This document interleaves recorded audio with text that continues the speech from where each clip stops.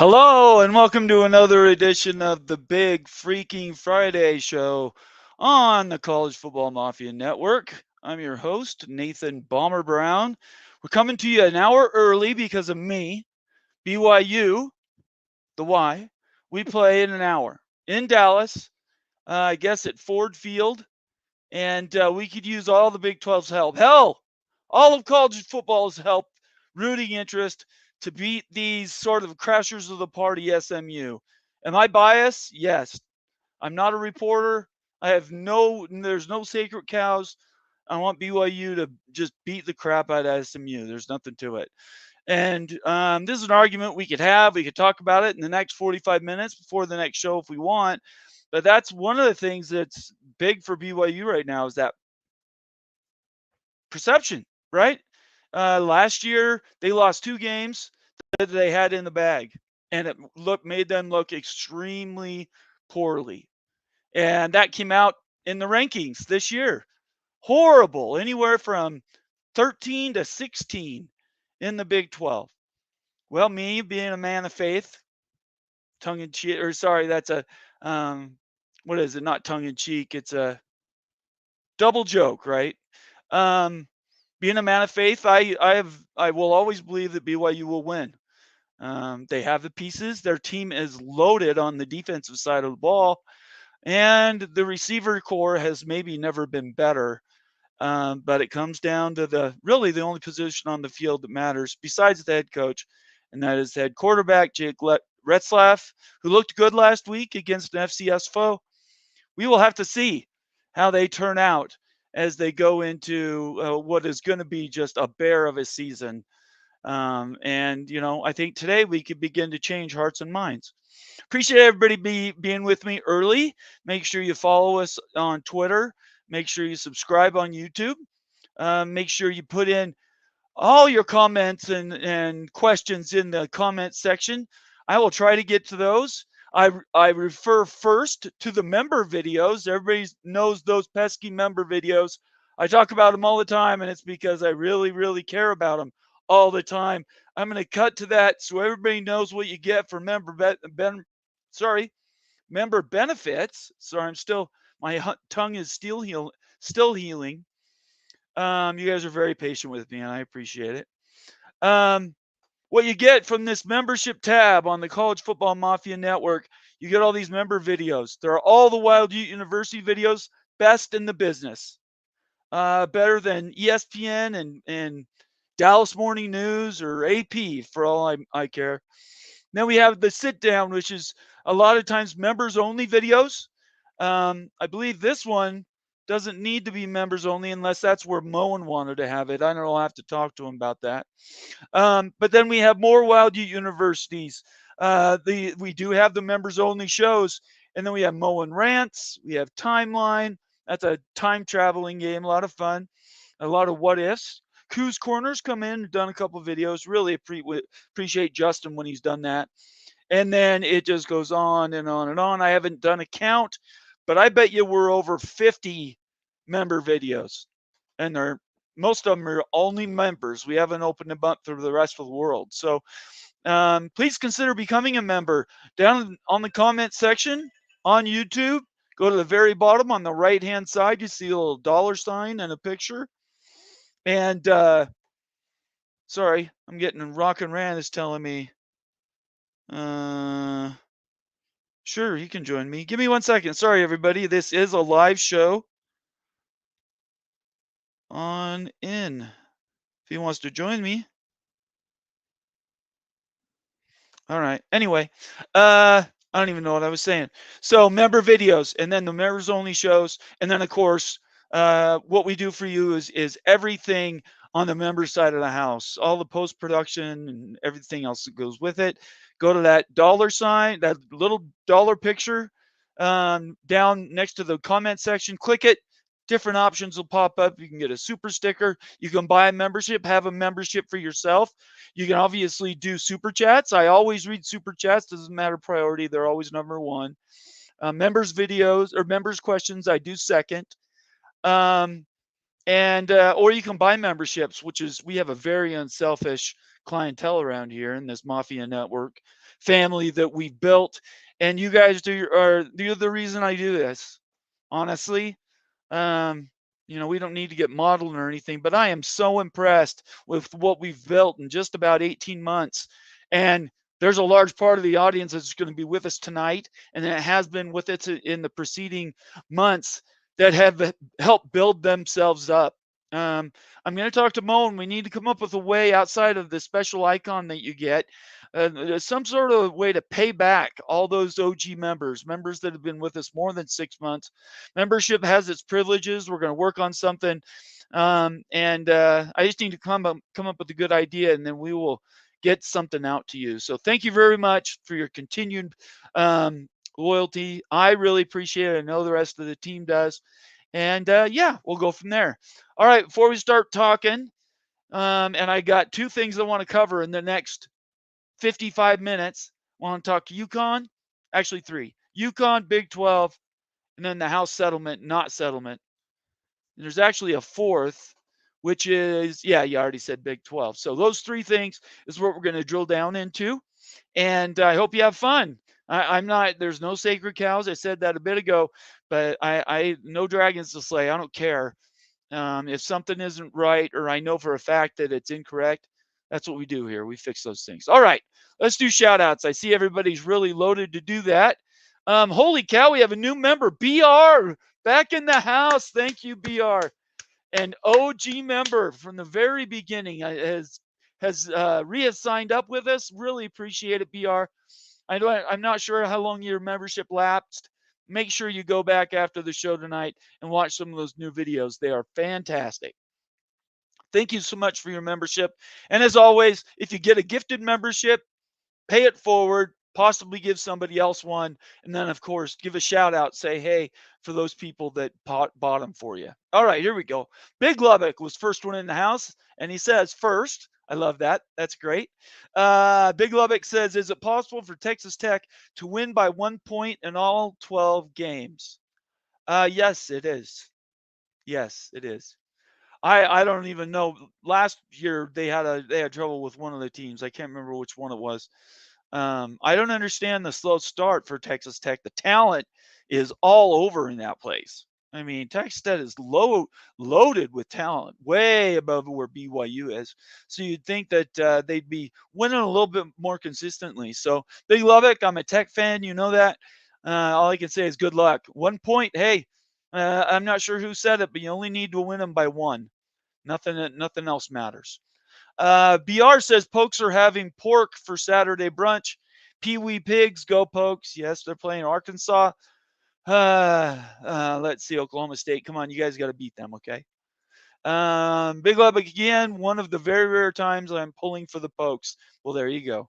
Sergeant Pickles, one of our member creators, probably a member first before he became a creator on the Big Ten Mafia show. Sergeant Pickles, good to see you, man. Thank you so much for being here, and I really appreciate you and your lovely wife, the twins you have, and just what a great family you have. You a lot to be proud of, and glad to call you a coworker.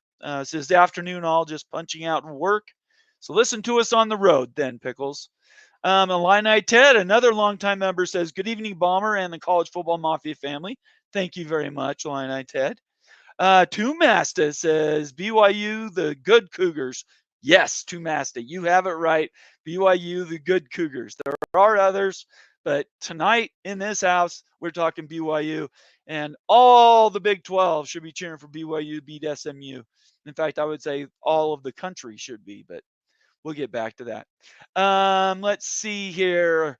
Earl Carr, another OG, another one of my BYU brothers, says, sup, brother? Thank you so much, Earl. Good to see you, and thank you for being a longstanding member of the Mafia family. Clint Moses says, SMU versus BYU, please don't look like a G5 matchup. I'm with you, Clint. I'm with you. I want this to be impressive. I think BYU can do well if they don't turn the ball over. Let's just say that. I think that's where we're at. Retzloff played pretty good last week. I don't know. I think everybody's sort of wait and see on how he turns out. But he's a nice kid, though. I'll tell you that. Earl Carr says, "Hey, big time at Sarge Pickles." Good. Thank you very much, Earl. RT is in the house saying howdy, y'all. Good to see you, RT. Really appreciate you. Laura Weiss, another techie. Let's go. Hey, y'all, go BYU. Thank you, Laura. And I'd say go Tech, too. Let's Big 12 win all their out-of-conference games, please.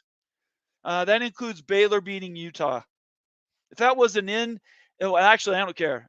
Baylor beat Utah. That would be fantastic. I'm not afraid of saying that out loud. Let's see. Mosito says the 24th. What are we talking about the 24th, Mosito? Just follow that up with a follow-up tweet message. Oh, wait. Yeah, follow that up with another comment so I know what 24th means, Mosito. But it's good to see you. It's been a minute, too. Let's see here. A bunch of shout-outs back and forth. You guys are awesome. This is the best family on the internet, and you guys are the smartest fans of any show on YouTube. Sergeant Pickle says Tech versus WSU future conference game. I don't know how to set up the polls, but what do you guys think? Let's do a hot poll right now. There's 33 people in the show. By the way, there should be 33 thumbs up, people. Everybody hit that like button. Leave a comment after the show. Really helps us out, believe me. Oh, look, I've got some help out of nowhere. Rock and Rant is coming. How we doing, Rock? I can't hear you if you're talking. You're muted. Yeah, you muted. It says that you muted yourself. There you go. Get everything set. Got it. I saw you all by your lonesome as you're getting ready for like your big primetime TV thing for BYU. So I figure we got to troll you at a minimum before you get into legal stuff. Well, I really appreciate that. Yeah, no, trolling is very, very welcome. I was just, I don't mean drill, though I did pick against you. You picked SMU? I did, man. Like I'm still fighting one more game. Well, picking against the spread is not necessarily rooting for. I didn't put money on it. I just did like to get trolled on social media. You remember, I did have them as like a dark horse on there, but I am hoping for you to make me look stupid. So tell me why I'm going to look stupid. Like give us all your breakdown for the game for the people who are not up to speed on everything going on with BYU and your absolute hatred in the kindest way for SMU. Yeah, let me do this. Let's break down SMU versus BYU. Okay, I'm going to do that because I don't care about my signature. Okay, so this is my 30-second spiel. Their defense is really improved. I think the defense is going to be probably top 5 in the Big 12 this year. Much improved, especially on the back end. The receiving core is probably one of the best BYU's ever had. And there's been some really, stellar NFL type receiving cores in-house in Provo. And I would put this one up against anybody. The offensive line last year was a complete joke. I think everybody saw that. And so what they did is they fired the offensive line and strength coaches. They brought somebody else in, and they did pretty well last week. I think Jake may have been tackled once for a loss, or maybe not even a sack. Gave him a clean pocket. Gave him time to throw some of those long passes. So the offensive line has to do better against SMU.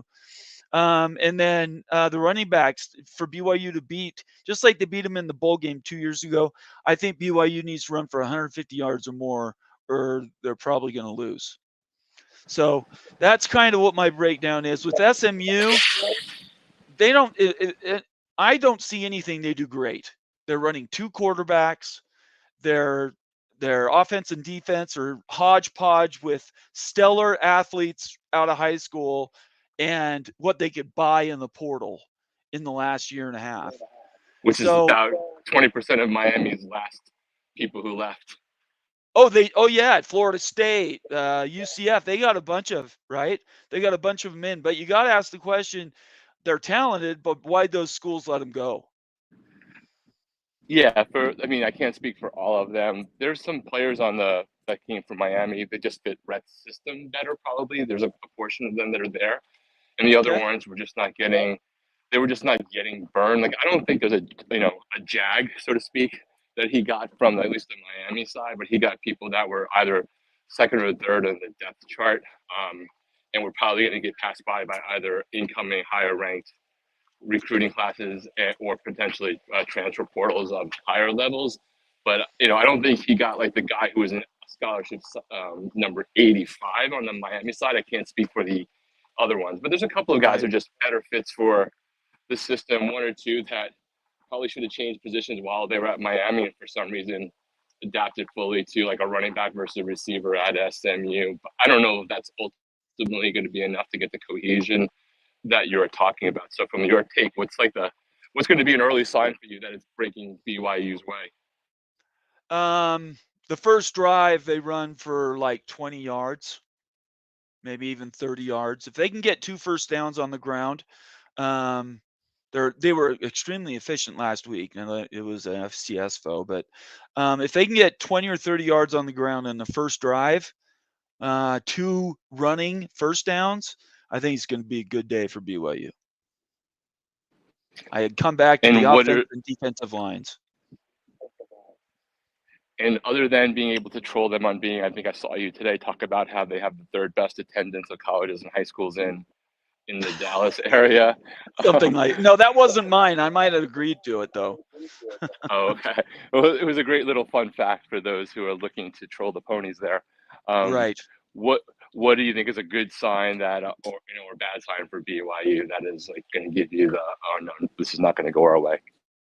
If you get more than 1 turnover in the entire game, yeah, they cannot turn the ball over. They have to play pretty clean to win tonight. Penalties as well. Well, I know that you're, I don't know if looking forward to it or not looking forward to it because you wish it hadn't been scheduled. Like, what's your feel for just the fact that they're playing each other? I'm not happy about it. I'm not happy that they're playing in Dallas. And I think at this time, now, of course, it was scheduled before they were going to the ACC and started getting all that money, right? So the original scheduling agreement was done 2, 3, 4 years ago. There's not much you can do about that. But I would just prefer to have, Wyoming is another one. Why didn't they play Fresno State? I'd love to play Boise State again. I just these are trap games. Wyoming's a trap game for BYU on the road, and I think this one is as well. That's just kind of the byproduct potentially, right, of years ago before they got the invite scheduling ahead, Yes. or some of these scheduled more recently, and you're just having to question that versus like being forced to schedule these just to fill a schedule 5 years ago. I think it was a past scheduling agreement. I'm not 100% positive, but I don't think it was done last year, for instance. Excellent. Well, I hope well for you and your fellow brethren out here. Well, thank you. I'll turn the questioning back over to you as the actual host now that we can take your BYU filter off. No, that's great. I appreciate it. I'm glad you could join, Rock. Thank you. It's heavy lifting being here by yourself. Let me get to a few more comments, and then we're going to jump into the first topic. We'll start with UConn. So let me get to a few of these other comments. RT says bacon is one of the best food groups. Okay. Let's see here. BR says, ready to watch BYU take down the Shetland ponies. I like that. Thank you, BR. RT says, where is it? RT says, if you ever have the opportunity to go to BYU's cafeteria, do it. Best food ever was like $2 for a buffet. That is a fact. If you're traveling on a budget and you're in the Provo area, go up to BYU, and the cafeteria is, not only is it cheap because it's subsidized by the church, but the food is absolutely excellent. And RT's got it right. Absolutely. Skaven yes says everyone but Colorado. So I started the show by making a blanket statement. Everybody should be cheering for every Big 12 school to win their out of conference game. I still believe that. The Baylor-Utah thing is kind of weird because it's an out of conference game, but all the others, I think the Big 12 should win those games. What do you think about that perception battle? I think ultimately, I just have a hard time maybe becoming a conference that I loathed since day one. Right. of ever rooting for it in any way, shape, or form. I get the, hey, you want to get your conference strength up, and Right. the battle of perceptions. Like, I'm not in this, maybe because I hate the ACC as an entity and their management so much, regardless of how the cases all settle out. I Right. kind of assume that the Big 12 will wind up being the P3 just by definition of implosion level. So Yes. it's less worrisome to me as an observer that isn't worried about landing that way. But I guess I understand that. And from a conference strength perspective, in terms of not necessarily getting your champion in, but getting, whether the ACC or Big 12, either of them can even manage getting a second team in this year, I think is debatable with the early start so far, but we don't really know. So I can understand wanting to have the rooting for your conference thing just to ensure another bid and extra revenue hit in the conference. Nowadays, it didn't used to be so much back in the day when the conference money, these games, they were scheduled by the schools and the money went directly into the school's coffers. Now everything goes to the league and then it's dispersed out. I found out that from someone. I can't leak my source, but that's how they do the money for bowl games, for instance, is it's all collected by the league and then they give back whatever they want to. And that could vary from school to school and team to team. So it's extraordinary the way now conferences are. The Big 12 right now is fighting to be what conference? The third conference, right? And to do that, it's a zero-sum game. So if the Big 12 goes up, necessarily, that means the ACC goes down. And once that happens, there's really only 3 power leagues left.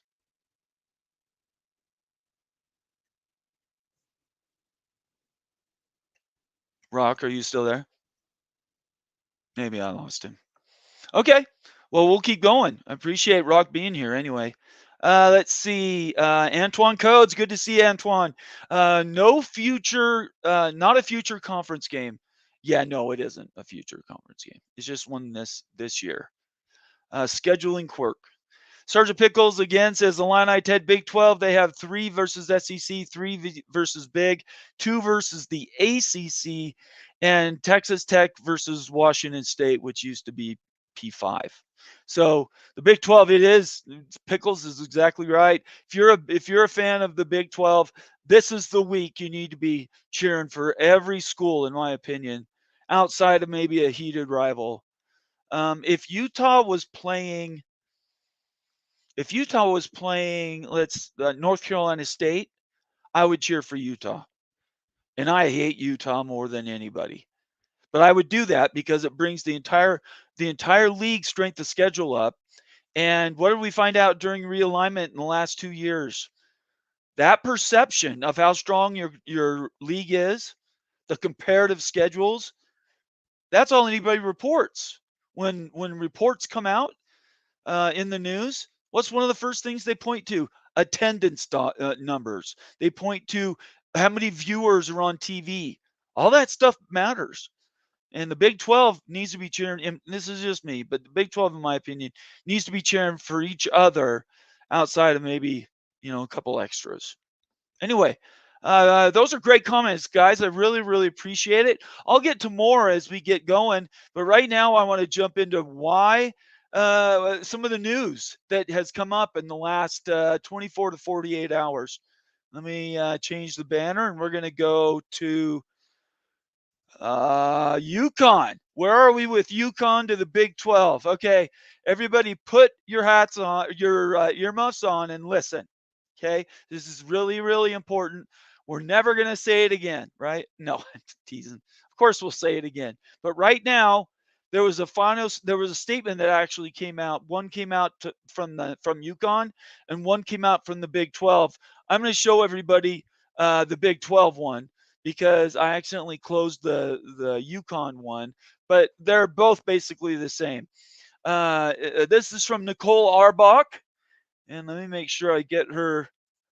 We always post and give credit where credit's due. So this is Michelle's link. Hey Flo, how are you doing? Can you join the show, Flo? If I sent you a link right now, could you join the show? Type it right now, because if you can, I'm going to send you an invite. Anyway, Nicole Arbach, just reply in. You can just reply in the comment section. Big 12 Commissioner Brett Yormark. Al, I got to slow down with my tongue. Has expansion conversations with UConn. Says expansion conversations with UConn have been paused. Okay, no problem, Flo. I'm sorry. I'd love to have you on later. We need to do that. The quote from the Big 12. Sorry, my tongue. I got a little energetic there. As commissioner, it is my responsibility to explore a variety of value-creating opportunities on behalf of the Big 12. And everybody knows how many opportunities. Brett Yormark's been out kicking the pheasant and cutting down the trees, trying to find ways to earn money for the conference. Following detailed discussions with my conference colleagues, that means all of the administrators and presidents of the 16 schools, alongside UConn leadership. So they don't throw UConn out to the wolves. They actually give them some cover here. This is a political right thing to do by Brett Yormark. No reason to make enemies when you don't have to.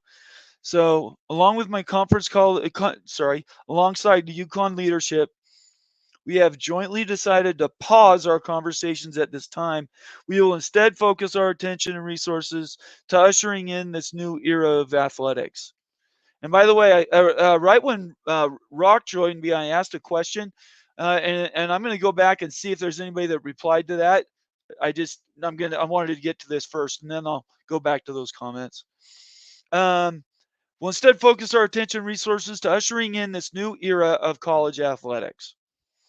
So, first thoughts. What do you guys think? And this is what I'm going to do, since I couldn't get since Rock is driving and so is Flo. If you want to join the show, I'm going to post the link to join it, and let's talk. I've got a half hour where we can have a conversation. Just click on that link, follow the prompts, and join me. You don't even have to turn on your camera if you don't want to. What do we think? Was this a nothing burger like us here at the College Football Mafia Network family? We saw this initial report 3 weeks ago and we're like, really? And how is that done? How does that work out? Why would UConn all of a sudden be the priority over the ACC, for heaven's sakes? There was no logical reason for this to be rushed through. So the only thing you can think of or imagine is Brett was trying to get something done under the radar and try to convince some people that UConn was worth getting before the ACC was settled. All right, Pickles. Can you hear me? Yes, go ahead. Yeah, I thought this was pretty interesting. Obviously, the meat of the season is kicking on for football, so I think that has more to do with why they would pause talks with UConn. You kind of save that for the slow season when you can get down to business. They got a lot bigger things to focus on right now. Okay. As far as, we've kind of hashed out is UConn a good idea? And there's definitely pros and cons with it. I tend to agree more with you that for a basketball only move, which is what it appears to be in the short term, I don't think it makes financial sense. Okay. I think there was some analytics that was done that didn't necessarily refute Wild Ute University's videos and his data, but it did say that with all the additional bonuses that they get for the tournaments and everything else, it could get to a point where they pay for themselves. They don't get any football revenue from media, and then it adds about $1 million to $2 million to the coffers of every other school. What do you think about that? If it was true, if that report was true. Yeah, if those numbers are accurate, I would say, assuming that that's a net, $1 or $2 million, including travel and other sports and whatever.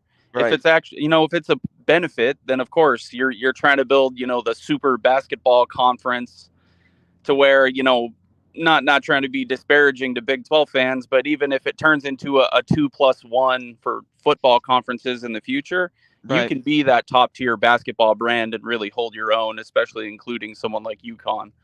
So if the math pencils out, I'm sure they'll pull the trigger on it. Yormark's a smart guy, and he's looking for value everywhere he can find it.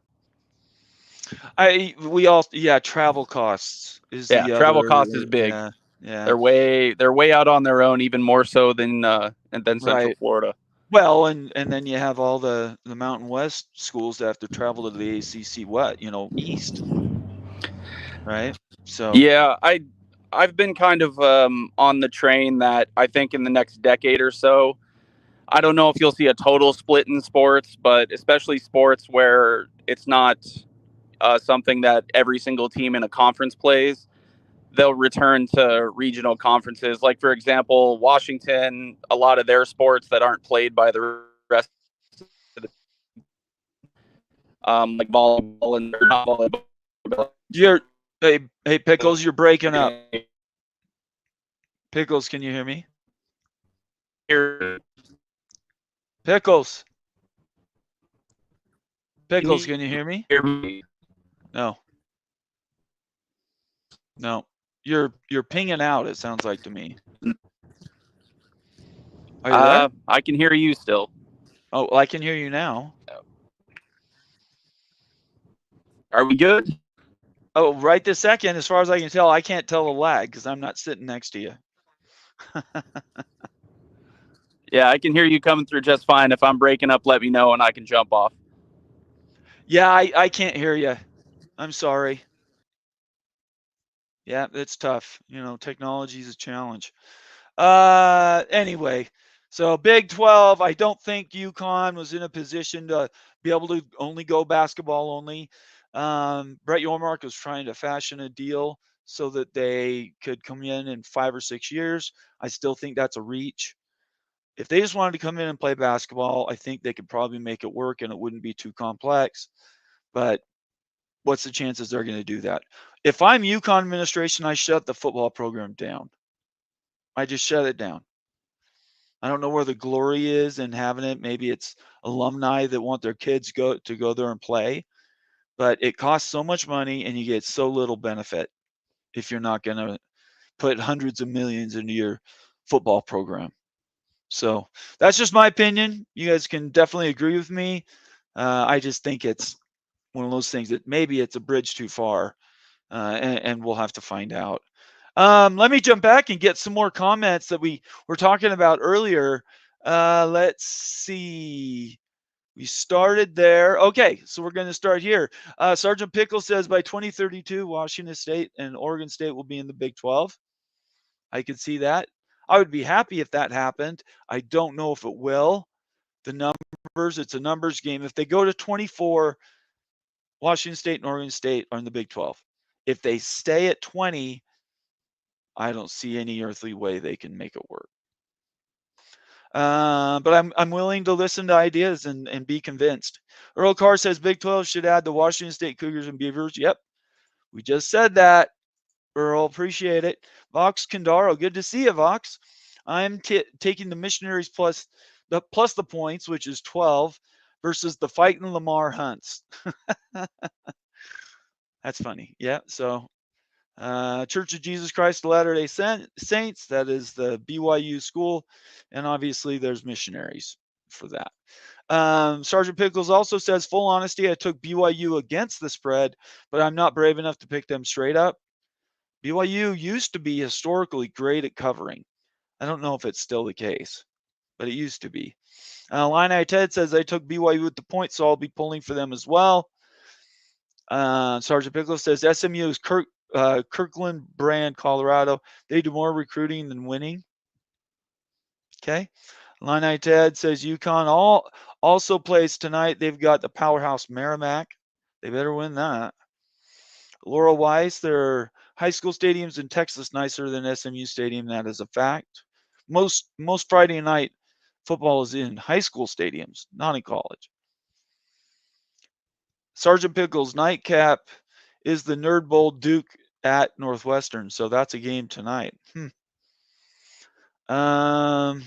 Well, some really good comments tonight, guys. Troll Grinding Cheek Clapper, my favorite name, says, surprise Notre Dame and SMU haven't started an annual rivalry game. I don't think that will ever happen. Winner gets the Schism Trophy, painted gold if Notre Dame wins, or sanded down if SMU wins. That's cute. That's cute. Clint Moses says, Houston Cougars will have 2 black eyes after the weekend. Worst team in the nation. UConn looked really bad too. I'm not sure which is worse, Clint. Maybe. Vox Kundaro says, everybody love everybody. Jackie Moon. Gotta love that. Scroll down some more here. Fatal Jedi. Good to see you, Fatal Jedi. Are you ready for some football? Yes. Friday night. Ready for some football. Thank you. Thank you for being here before the games get started in earnest. Sergeant Piccolo says non-BYU fans should want Utah to win, and you need your conference favorites to do well and not cannibalize the shot at the second CFP team. That's one way to look at it. If Utah was in conference, I would probably cheer. I don't know. That's a conversation we'll have to have in the future. Miami Flow, one of not only our friends and contributors, but one of the smartest people that does a YouTube show. I encourage everybody to find Miami Flow on YouTube and subscribe to that channel and watch the show. It is amazing. Flo is a stud, and I only wish we could have him on our show more often than we do. Let's see. Mosito X says, I'm cheering for the Big 12, except for the games against the Big 10. Very fair. Troll Grinding Cheek Clapper says, feel like all conferences have internal trash talk, sometimes on prestige academics like Ivy League. Sometimes it's only due to sports like SEC, or can be geography, history like Ohio State and Maryland, I guess. Okay. I don't really have an opinion on that. Illini Ted, wonder if Yormark gave them the bookmarks necessary to try again in any particular year from 2025 to 2031. I can't imagine he is done trying. What do you guys think? Answer right now. Rapid reaction. Do you think Yormark's going to cool it? Because rumored they pissed Fox off. And Fox is one of their main partners. They cannot lose Fox. So, what do you guys think? Rapid reaction. Give me your comment right now. Is Yormark done between now and 2031? Let's see. I don't have any comments. You guys aren't giving me live comments. What's up?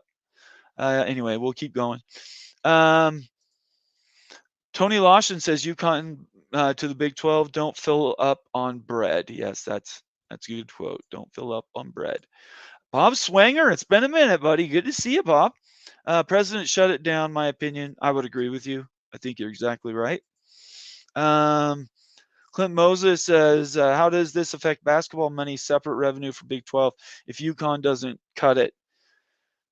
Be very clear. It's not about taking basketball away from the programs. It's about generating a completely isolated revenue stream so that no matter what happens with football media, the basketball is insulated. So any changes later that happen to basketball will be taken care of on the basketball contract. And some of these schools, let's say Houston, recent national championship winner, if Houston just can't turn the corner with their football program, they can lean into the basketball program to make a little more money. So, but who knows? Right now, it's still pending. Nobody's seen it done yet. Shonsky, good to see you, brother. BYU Blue says, go Cougars. Go Cougars. Appreciate that. According to Peek Around the Corner, Greg Flugar, friend of the show, personal friend of mine, UConn is tied into other deals. Deal is not dead. There we go. I would defer to Greg. I have not chased that down. I would be kind of surprised if it came up anytime soon, though. I could be wrong. Conundrum says, let's focus on private equity investments, Brett. Yeah, well, that would give them money for operations. That money would give them lots of money for operations. Let's see. Harry Austin says, don't buy into the Husker hype. Rapid reaction. Who thinks Nebraska loses to Colorado? Anybody? Tell me right now if you think Colorado can beat Nebraska in Nebraska. I've got Nebraska winning big, but we'll see. Antoine Code says, is Fox really pissed off? I doubt that. I actually, can't reveal sources, but I actually heard from some people in the media broadcasting arena that they were not at all excited. Doesn't mean they wouldn't have come around if they'd been made whole with money and everything else. But just at first blush, I don't think Fox was happy at all. But take that for what it's worth. I don't have it written down in an official print media article, so have to go with my contacts from that standpoint. Stormy Cyclone, good to see you, Stormy. Another member, long time OG member now. Hi, Bomber, hoping the best for the Big 12 this weekend. It starts tonight. I agree. This is a huge weekend for the Big 12. There is no doubt about it. Joe Z says Cougars taking down the Ponies. I hope so. Mr. Monkey says Yormark doesn't know how to quit. I think that's absolutely true. Josie says, is YouTube messing up or just my phone? I've had a couple problems with YouTube tonight, so I would just restart the client if you have issues. Sergeant Pickles again, Big 12 should get away from ESPN. They are basically the super SEC network.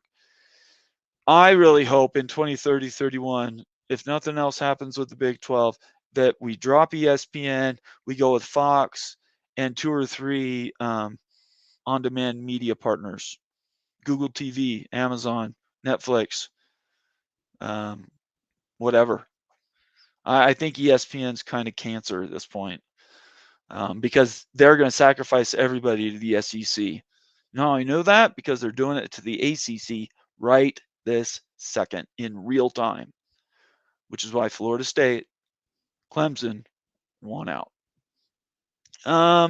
Well, you guys have had really good questions. Let me just get to a couple more, then we'll move to our next item. Daniel Dilly, I think that's right. Member says, if Nebraska loses to Colorado, Nebraska should immediately kicked out of the Big Ten and relegated to a JUCO league. I agree with you, Daniel. Nothing else more to say about it. I completely agree with you. Jeff Morgan says, no defense that I saw against North Dakota State. I agree. I think unless Nebraska just plays horribly, I think Nebraska wins by maybe 10 points. I'm not sure what the spread was, but Paul Lubke, is that right? Thanks for being here. Your Mark will keep plugging away on different things for sure. Also, let's send our good vibes to Iowa State to topple that goofy team out east. Iowa State plays Iowa, another big game for the Big 12. Yeah, let's find out. Are Iowa for real? And is Iowa State, does it have the ability to play up? Those are questions I don't have answers to. Let's see here. Antoine Code says, Bomber, I understand. Fox makes more money with UConn in the Big 12. By the way, rooting for BYU tonight. Go Cougs. Go Cougs! Thank you, Antoine Codes. For those that don't know, Antoine Codes is an Arizona State guy, great fan and wonderful member of the Mafia family here. Get to a couple more, and then we'll move to the next topic. Mr. Monkey says Iowa State 3, Iowa 2. That's funny. Harry Austin says you guys did not watch the CU game versus NDSU if you did not see defense. I watched the fourth quarter. I don't know what that means, but I did watch it. Getting off ESPN would be a huge mistake. NHL lost all of its viewers. Maybe it's a calculated risk, but you just have to know if you're going to stay with ESPN. Yes, exposure's everywhere, but you're going to be playing on ESPN Plus, and you're going to be on all the windows that the SEC doesn't want. So I don't know. Square that circle. But right now, ESPN is not a very nice partner for their schools. Earl Carr, $5 super chat. Thank you very much, Earl. Hey, Bomber, what about Amazon, Fox, and Peacock for future Big 12 TV partners after the current ESPN deal ends? Thoughts? I agree. Yes, please. Get it done now, Brett Yormark. I'd sign that deal right this second. That would be fantastic. You could even throw Apple TV in there. Yeah, it's a great idea, Earl. I like those combinations there, Brett. But I really appreciate it. One more. Go Black 45. Good to see you, Go Black. BYU 27, SMU 24. I'm with you. All right, I'm going to take a second, do a little business. I want to thank everybody for being here tonight early. I know it's early. We got 50 people watching, and you didn't even know I was going to do a show until like a couple hours ago. But I appreciate you being here. Thank you very much. If you're new to the channel, consider becoming a member of the channel so you have access to all the member videos, other member stickies and icons and stuff in the comment section. Plus, you join a fraternity of brothers and sisters that are fans, not only of us, but the coverage we give to college sports in general. And I would encourage you to do that. If you've let your membership lapse, totally understand why you would do that. I would encourage you to re-sign up again. This football season, we're doing a lot more stuff. We're engaging on Discord on a weekly basis. We're sharing our picks and letting you guys compare those picks to what you think you would do. And then we're also planning for the future. We have some big things coming. And so I just encourage you, if you've let your membership lapse, put your card back in and take it for another month. I would appreciate it a lot. And it shows everybody else how much you guys value our programming, because I value you very, very much. David Frame says, why is BYU playing on ESPN2, not ABC? That doesn't make sense. Ratings would probably be 4 times better on ABC. I don't know. Is that where they're playing? I'm not sure. I didn't look at the broadcaster. They're on ESPN2. That's sad. I think there were a couple of ESPN games that were bigger, though, which would make sense for the window. At least they're on television, not on ESPN Plus. To Town Hawk says, Bomber, look at Wazoo and Oregon State schedules next several years. Notice all the Big 12 matchups. Could be a dry run to verify ratings. I'm nodding my head before they get an okay. Just my tinfoil opinion. I think your opinion is right. I think they went to Brett Yormark, and they said, Brett Yormark, in a perfect world, what do we have to do to join the Big 12? And I guarantee you, because they're out of contract, they can talk to whoever they want, and vice versa. So can Brett negotiate. Obviously, you're not going to make a commitment, but you can certainly set some standards so that if people go in and meet those standards, boy, oh boy, now all of a sudden you've got schools that are already playing your teams, which is great. And 2, motivated fan bases, which bring a lot of eyeballs and a lot of money. Everybody knows I'm a fan of Washington State, Oregon State. I'm from the Pacific Northwest. I would love them to be teams 23 and 24 in the Big 12. But I can't, and I don't think anybody else could disagree with me and say that it would be better to have only 4 ACC schools instead of 6. Because I think they're only going to 20. So I don't think we're going to get there. How we doing, Moen? Doing okay. How about yourself? I'm doing okay. I talked a little bit much. My tongue stretched one of the sutures a little bit, so I got to quit doing that. But I appreciate you being here. Before we close out this topic, no, because you're going to be talking UConn later, right? So we don't need to close out anything. So forget that. Forget what I was going to say. Let me get to a few more comments. Erica Cottle, another member, says, I will root for all Big 12 teams in out-of-conference games except BYU. Go SMU and Utes. Okay, that totally makes sense who you're rooting for, Erica. And I'm glad you're here. I appreciate you being here, and I love interacting with you guys. Keep engaging with me. One day, if you get a little bit of energy you want to share, send me a DM on Twitter or during a show. Just post your comment. Let us know you want to join the show, because I would happily give you a link and have you come on and we can talk some red versus blue. I would love that.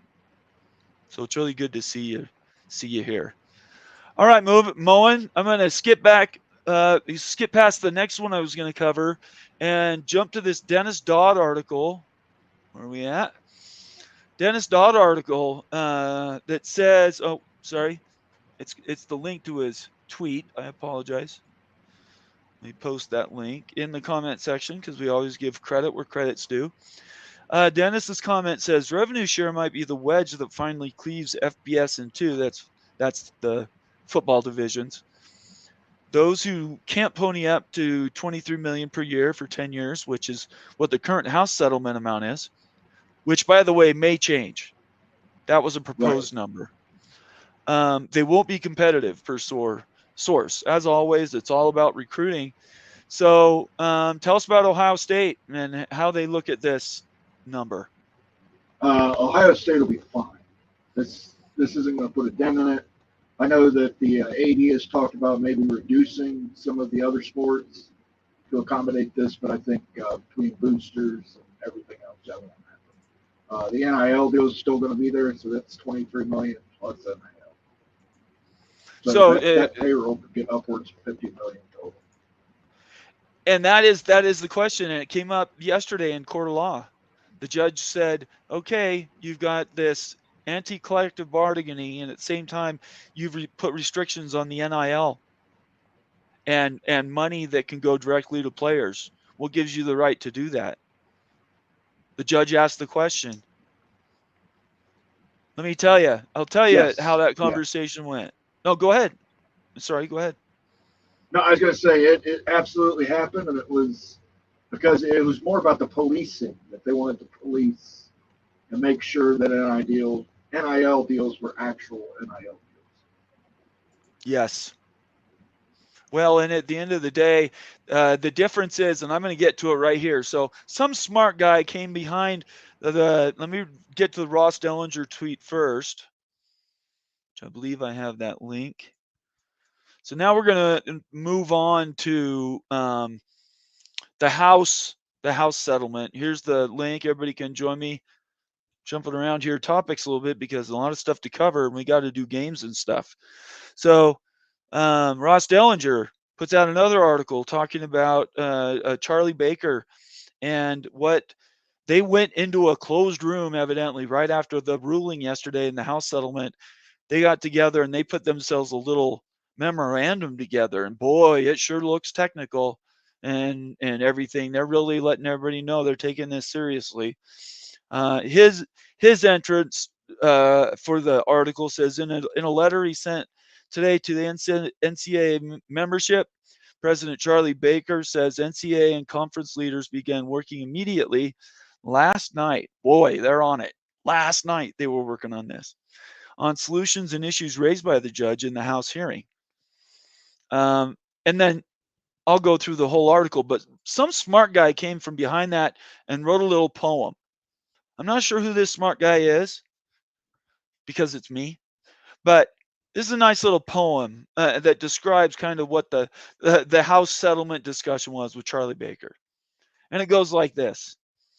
We will go back to our clubhouse, talk to each other again for a while, then return to confirm we know what we are doing is right. We know the NCAA is a wonderful organization that does great things, like Harry Potter, that deserve to give us extra credit. Oh, and by the way, we know how to spend the bottomless pit of greed around NIL money more than the players, who aren't even college graduates, by the way. And they say, trust us. So, Moen, what is the judge going to do with this little, and I can go into detail on the one if you would like me to. Want me to break down the article really quick? The letter? Do you want me to do that? I'm going to jump off here and reset my router. Oh, okay. All right, go ahead. Well, I'll do that while you're out then. I'm going to read Charlie Baker's actual letter. By the way, this is that other one was written by me. It was snarky, obviously, if you couldn't tell that.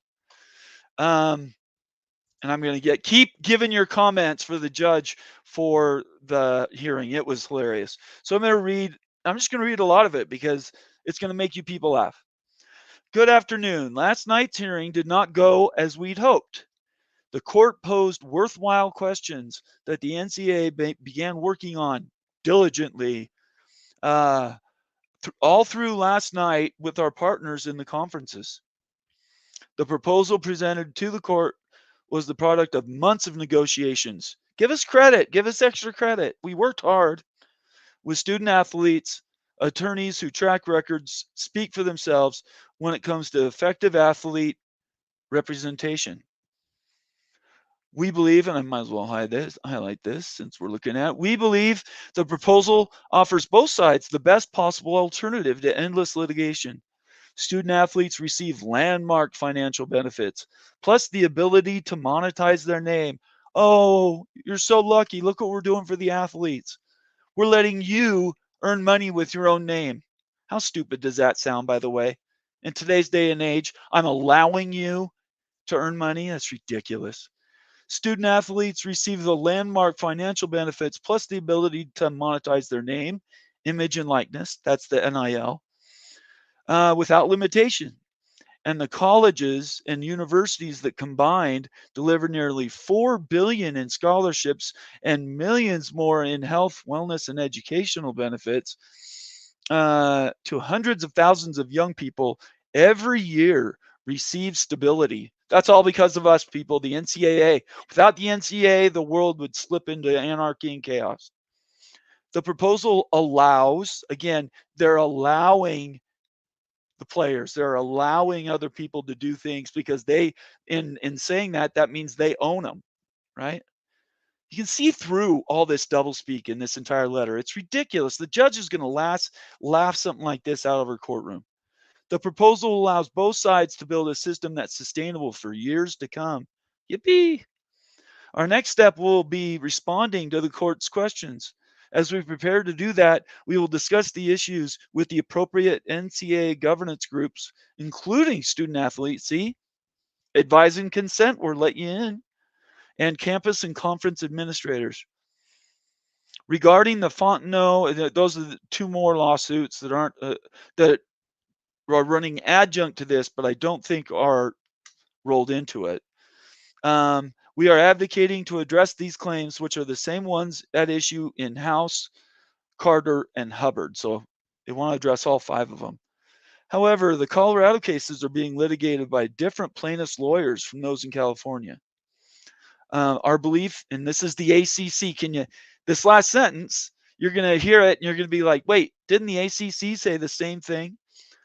Our belief is that either the federal judge in California or the federal judge in Colorado will recognize the duplicate claims and view the settlement to have addressed the student athlete claims in all cases. They want blanket immunity from litigation. What that means is right here, the NCAA has put this all together and they're saying we're going to wrap everything up into one lawsuit. They're going to settle with the players, and then they want to be indemnified from being sued again. The NCAA wants a free get out of jail card.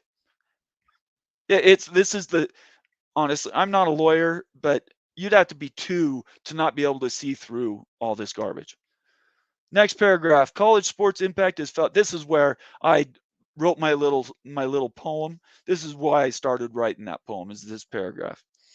College sports impact is felt far beyond the walls of schools. College sports launch careers, open doors to life-changing education, serve as the premier stage for women's sports in America, train our nation's Olympians, and anchor communities everywhere. These impacts matter, but the issues we face are complex. If I learned anything serving as governor, it is that advising hugely important but complicated issues is never easy and takes time. It'll be okay. You all right? Just want to make sure you're okay, because I'm here, Mr. Baker, Papa Baker. I'm going to make the world right for you. It's going to be safe for you to leave your houses. Why is that? Well, I just told you. I was a governor, and I recognize that sports are more than just football. By the way, that has nothing to do with the lawsuit. Nothing to do with the lawsuits. Last paragraph, resolving these important issues. Again, let them talk down to us a little more. Resolving these important cases in one of several ways. The NCAA and members are modernizing college sports. New requirements for all Division I are now in effect, ensuring all student athletes get health coverage and mental health support while guaranteeing scholarships and time to graduate, extra time to graduate. Our new NIL bylaws are in effect to set clearer rules for schools and student athletes as they maximize their earning potential. The NCAA post-eligibility insurance program is now rolling out for 500,000 student athletes. These positive changes are making a difference. While there is clearly more work ahead, as president of the NCAA, me, God, allows you, I am eager to advance these vital priorities to best serve all 500,000 student athletes and build a sustainable, equitable college sports system. Everybody clap. I can't stand up because my chair is kind of in an awkward angle. Everybody needs to clap for how much work Charlie Baker put into this letter to show everybody how important the NCAA is. 95% of this letter has nothing to do with the lawsuit in detail. Nothing. This is pedantic writing. Either they're claiming indemnity from being sued again. They're telling you, not asking you, telling you how valuable they are, and that should justify their behavior. And last but not least, it basically elevates the NCAA above all these petty disagreements because they're the arbiters of truth. If you looked and paid attention to the lawsuit and the judge that came out yesterday, she tore these guys apart, made them look foolish. She's like, I'm starting to read this and like, what is this even? What are you even trying to do here? It's nonsensical. So, bottom line is, Charlie Baker is, I think, clearly double dealing. They're trying to get whatever they can for their own. And at the bottom line, the NIL money, whether it's off campus or on campus, they want the school's NIL to run through the college. So Moen goes and gets his car, gets free new tires. That receipt comes in and he says, this is my NIL. And you have to turn it into an NIL office or something. And then basically the school goes, nope, you shouldn't have done that. We have to buy the tires for you. We'll spend your money for you. We'll allow you to have your money back. The whole thing is completely ridiculous. And it took me everything to just not die laughing and crying when I read this earlier today. All right, Moen, you're back. That was a long monologue, not on purpose. What do you think about all that? Could you hear me? I could hear you. Can you hear me? Now I can. Okay, great. I was going to say, I didn't want to step on your soapbox or anything. I was on a roll. I'm glad you didn't do that. I was on a roll. It's election season, and he is definitely electioneering. Yes, definitely. I was electioneering. There's no doubt about it. Hey, Ute. What is up, gentlemen? So I know you're coming in cold. Moen's got a question on his fingertips that he's going to answer. But what we're talking about is the Charlie Baker letter that he sent out today, explaining how much they're working. The NCAA is working for the players, working for the schools. Anyway, I made fun of it. I read the whole thing. But that's what we're talking about. So did you get a chance to read it? I just want to make sure we're talking in context. I've heard some summaries of it and everything. It's such a fail though, right? Like this whole house settlement, guys, like we talked for months about this house settlement. It's going to be all for naught. This thing's just going to blow up on its face. The NCAA is so Which stupid. is what we predicted. Oh my gosh. Exactly. It's such a cluster, guys. It's a cluster is hilarious. And like, whatever Charlie Baker says, he's just going to look like an idiot. The guy's smart, but like he's dealing with this huge organization that's just like an old dinosaur, right? The old dinosaur. There's nothing they can do right. We need to move on from it, get rid of it, start something new. Buy house settlement, do collective bargaining. Let's move on. Let's do it right here and say goodbye to the NCAA. Quit taking $1.2 billion in NCAA basketball money. Quit taking $1.2 billion. What do they need $1.2 billion for? Really? Like, what do they need $1 billion to? Like the NCAA? Why do they need $1 billion? That's $1 billion organization, the NCAA. How in the world is that $1 billion? Seriously, don't get it. And like, hey, that's just not going to work anymore. So, Charlie, might want to get back into politics, buddy. All right, Moen, I know you've been building up. What's your breakdown of that, and what did you think when it came out? Time to call in some favors. Okay. That's basically it. They're going to go back and put this where the judge sees it her way, and they'll move on from there. And then I think once it gets past this judge, they've got to have enough votes in the Senate and House. I think this is enough bipartisan where, a lot of these states is going to put it through. So I think the House legislation will get through. It'll just be amended. So, well, I'm still not sure about that because the judge wasn't happy with what she was reading. I can't see a world where Charlie Baker goes back to his back room. They take some white out. They change 3 words, present it to her again. I mean, the whole thing needs to be rewritten. How can you negotiate something like that? Again, from my experience with judges, they come off harsh, but they're usually not. It's in the sentencing phase. They're usually not as hard as you would think. I think this was a lot of harshness for harshness' sake. I think that they can go in there, they can amend that, and I think she will probably accept the amendment regarding the NIL collectives. Interesting. Yeah, I right now I don't think so, but we'll have to see. An amendment obviously could happen anytime, right? Accept it, not accept it. They could still amend it at any time. I don't see. I'm probably wrong, but I don't see it anyway. So good evening, guys. How are we doing?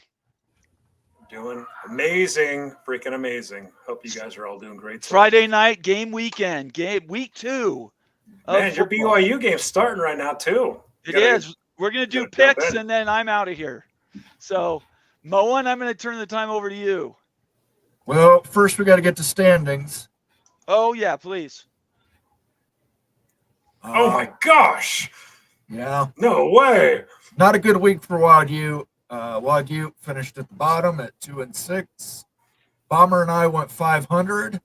Pickles went 5-3. Rock went 5-3. The leader for the week and so far in the standings is Becky Go Huskies. All right, Becky. Clap for you. That's fantastic, Becky. Good job.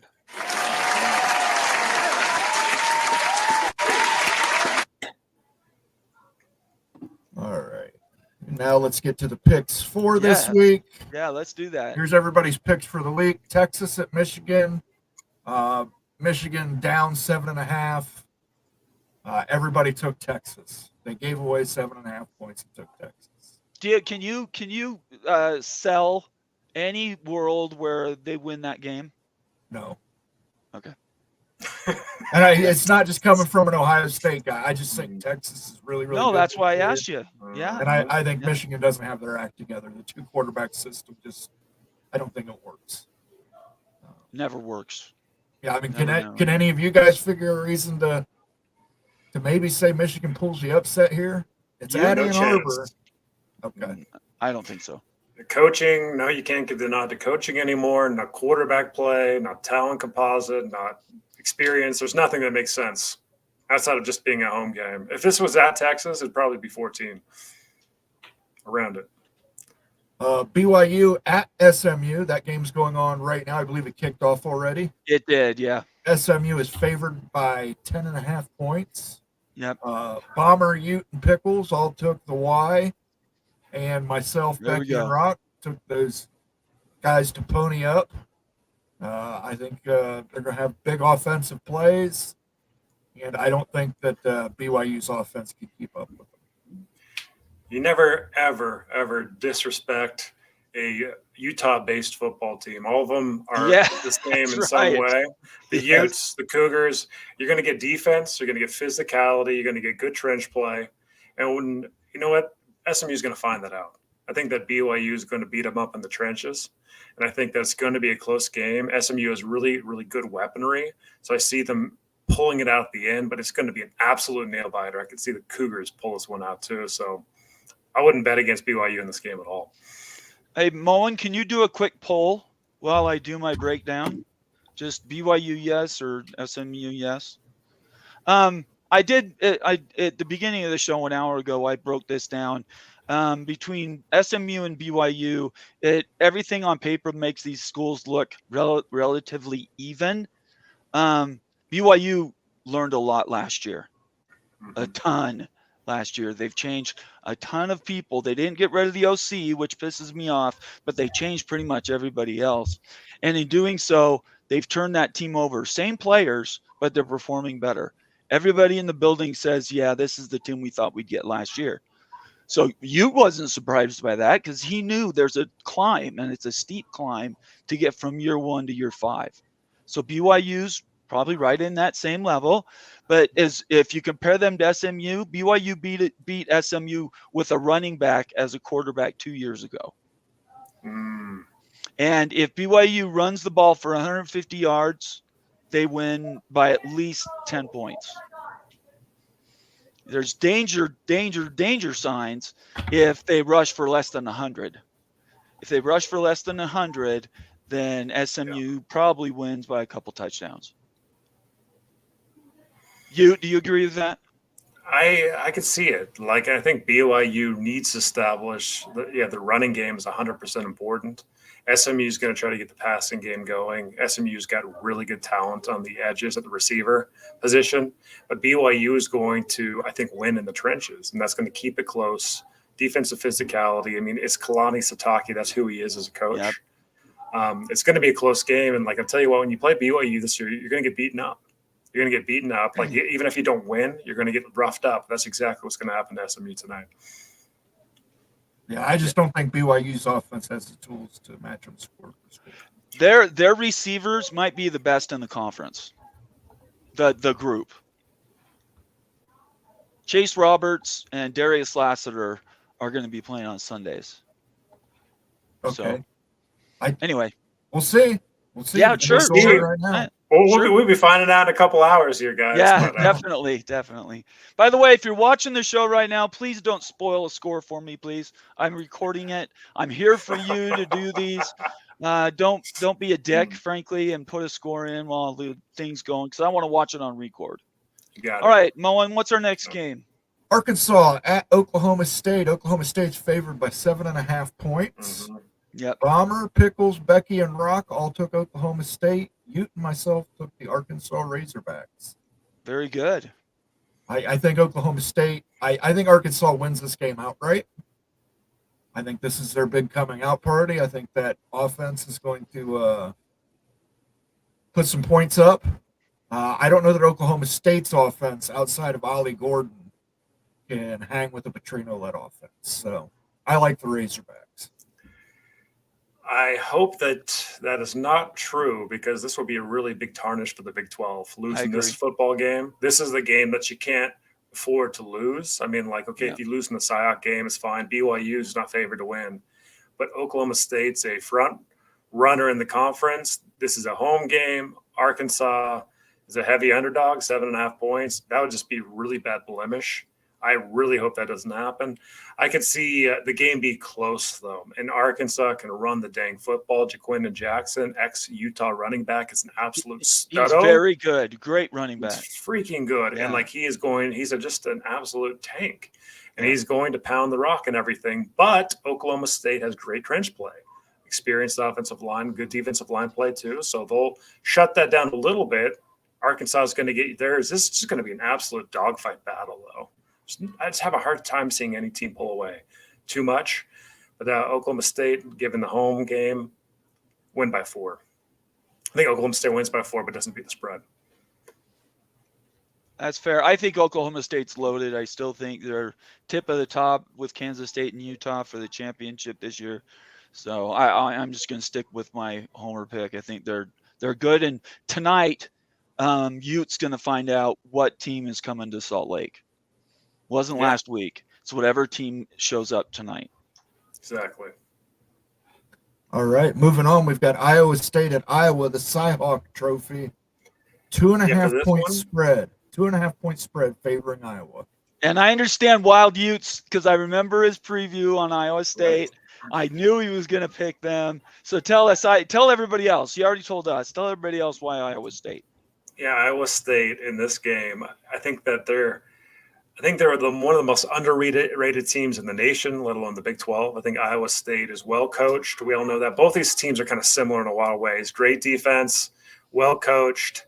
They don't make too many mistakes on offense. I just see Iowa State having a little bit more talent, especially in the running game, than Iowa. I mean, it's just going to be an absolute dogfight, though. Both these teams are going to go back and forth, slugfest, rivalry game. It's going to be an absolute bruiser. But I think that Iowa State just has a little bit more quality than Iowa on the roster. Sorry. Go ahead. Yeah. What's the final score? Oh, gosh, it's not going to be much. I mean, like, we're talking 13-10 or something like that. I'll say, like, honestly, I'll say 21-20 Iowa State over Iowa. 21-20. Like, that close. I mean, we're talking, like, nail biter, maybe like a missed field goal. I don't know. But, like, it's going to be absolute just bruising in this football game. But I just like Iowa State is very underrated. They've got talent on offense. Rocco Beck's a good quarterback. Again, like, they've got perimeter players. They've got good running. Man, I just see them getting this one, making a run.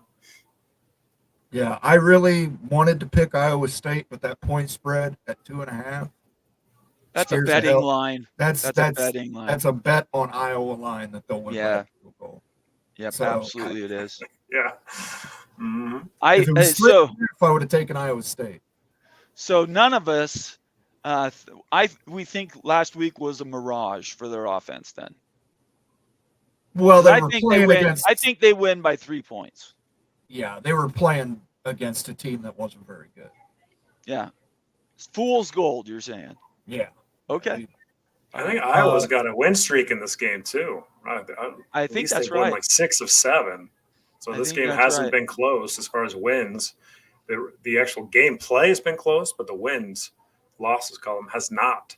So Iowa State, this is a big one, though. This is a big game for that program to see if they can make a deep run in the Big 12 later on and everything. We'll see who they are. Another huge game for the Big 12 in general. Yeah. Gotta have it game. Gotta have it.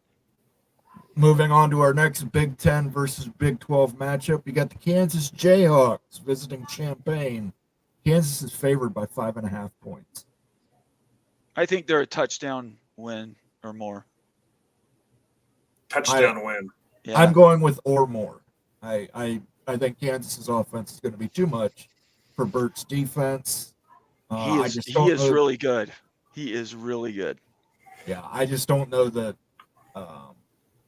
Illinois' offense can really match them sport for sport. So I went Kansas. The only person who did not go Kansas was Becky. And I just want to put this out here. She was 6-2 last week. Yeah, she picked against the spread last week too. Yeah. So maybe she knows something we don't. It's possible. Everybody else like Kansas. I mean, can anybody think of a reason that Illinois might win this game? I can't. I mean, unless Daniels gets hurt in like the first quarter and or something like that, I can't see. This is the week. This is the week I get 3 games back on Becky. Okay. Yep. You might. Tennessee versus North Carolina State. Everybody has Tennessee winning by more than a touchdown. Except for Rock. Rock has North Carolina State going to beat the spread against Tennessee. He might be right. Tennessee might only win by a touchdown. If that's the case, Rock wins that pick. But I don't think that's going to happen, guys. I think Tennessee big. North Carolina State struggled against West Carolina. Tennessee looked fantastic. That quarterback has a cannon for an arm. I just don't think North Carolina State's going to be able to keep up with them on either side of the ball. Yeah, I think that they're going to get ran off the field by that Tennessee offense. Talking about the Wolfpack in this game, a lot of folks think that preseason, this one was going to be a pretty tight game and everything. I don't know. It just has the feel that Tennessee just might blow the house off this game. Yeah. Some games are like that. We'll see what happens with it. But Nico is explosive. Tennessee's explosive. mean, they could hang 40 on NC State. It could be a 20-point game. NC State looked bad. That's all I know. I don't know much about Tennessee, but next game up, we've got another Big 12 versus Big 10 matchup. Former Big 8 rivalry, former Big 12 rivalry. Yes. Nebraska against Colorado. Colorado is visiting Nebraska. Nebraska is favored by 7.5 points in this one. Yes. I think this could be a 10-point game. Yeah.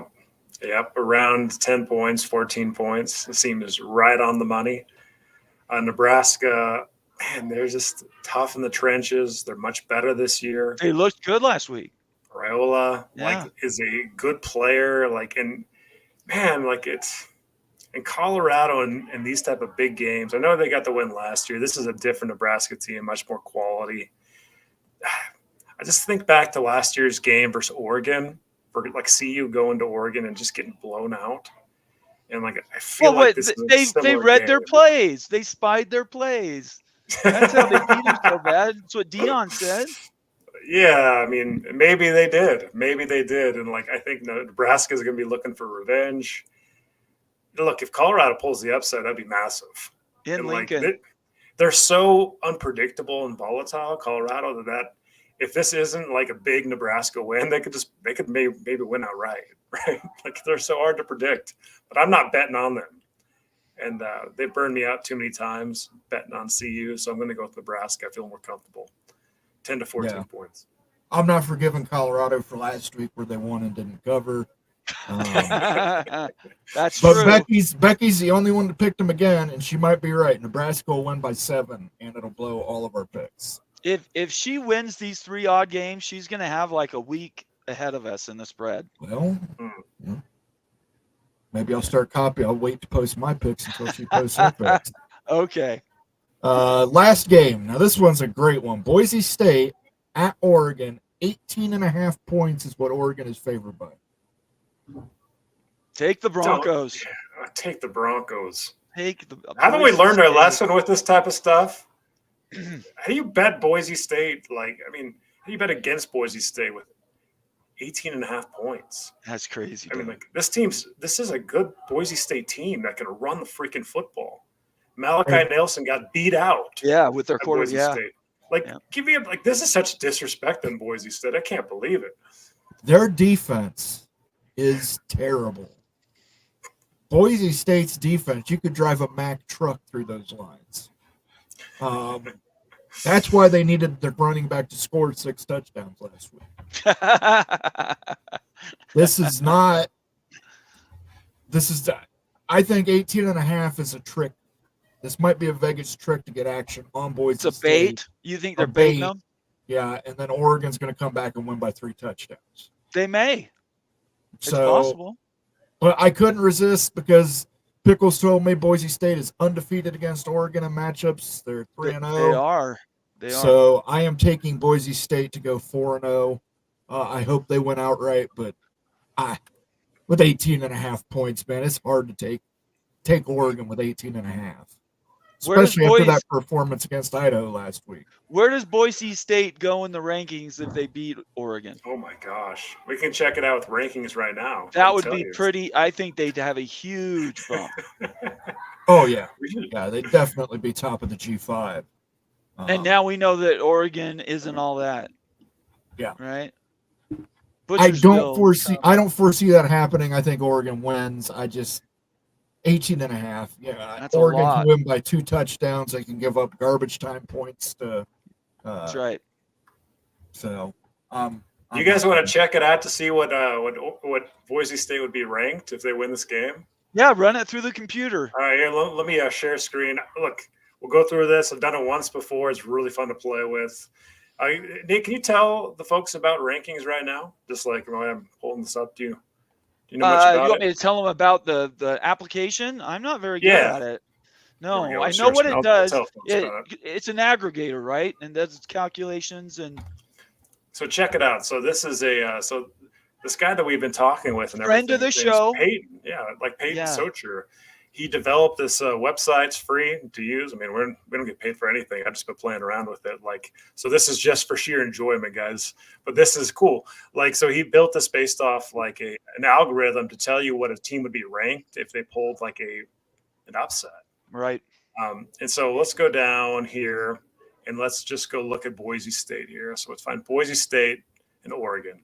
So according to Vegas and the spread line, Oregon should win this game 40-21. You know, that's kind of indicative of what we're talking about, 18.5 points, right? Yep. That's so right. 40-21 is the money line and plus the spread difference. That's what the score would be, the implied score for Vegas. Let's check it out, though. So let's say that Boise State, what should we say they scored here? 35? 28? Sure. Be conservative. To what? 21? Sure. Why not? Yeah. Sure, why not? 28-21. Okay, so we're moving the probability from Oregon winning that game to Boise State getting the upset here, okay? Let's go check it out. See what happens here. So let's run the simulation. And then let's see. Okay. I mean, hopefully this works. I mean, I'm not great at this or anything, but no. I'm waiting. I love it. Let's look for Boise. Let's look where okay. Week 3, 22. There they are, 22, up 52. So they move 52 spots. They move up to 52. Where does Oregon go? Where's Oregon? Oregon goes to 25. Yeah, 18. You lose to Boise State, you move down 18 spots. This is based on like your machine learning stuff based on historical AP voting trends. So this is pretty nails. Like, this isn't a joke. Like, so Oregon probably would move to 25, Boise 22 if they get that upset. Crazy, huh? That is crazy. We're going to have to do a show with him so we can explain it and sell it to everybody. I think it's still in beta, right? Isn't it? No, it's, I mean, like I signed up for Oh, okay. Okay. I couldn't remember. Hey, guys, I'm going to go. Yep. I'm going to go watch my BYU Cougars. I want to thank everybody for that joined with me an hour early. I had 50 people for an hour from 6 to 7 p.m. on a Friday. It's pretty cool. Very loyal fans. You guys know I love you. Thank you for all you do. Keep it up. Stick around for Moen and Ute. They've got some other stuff they want to go over tonight. But I've enjoyed having that time with you this evening, and I really want everybody to have a good weekend if I don't see you again. And we're going to just start with there or end with there and say, go Cougs, okay? Peace. Let's do it. All right, so now that Nate's off, let's do a score update, shall we? Okay, here we go. So right now, hopefully Nate's not listening to this and everything. So right now, BYU is in the red zone, 1st and 10 on the SMU 16-0-0. Whoop, whoop. Looks like Big 12's in good shape right now. How you doing, Mon? I was checking the other scores. Indiana is up 14-0 over, I believe that's Western Illinois. Western Illinois. Yeah. So what's your big game of the week to focus on here? I think it's Michigan, Texas. I think that's the biggest this week is just filled with out-of-conference clashes. I said, look at this. Oh, my gosh, all right.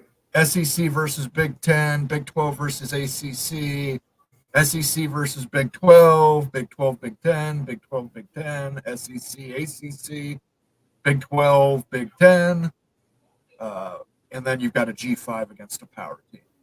I don't know that we're going to get any week like this in the college football season where we have this many out-of-conference matchups. So these are going to be conference bragging right weekends. Like you said, the Big 12 needs to show up. If Iowa State can win, Kansas can win, Colorado can win. That's going to be huge for BYU can win. That's going to be huge for the Big 12 conference. And I put if in there because I don't know.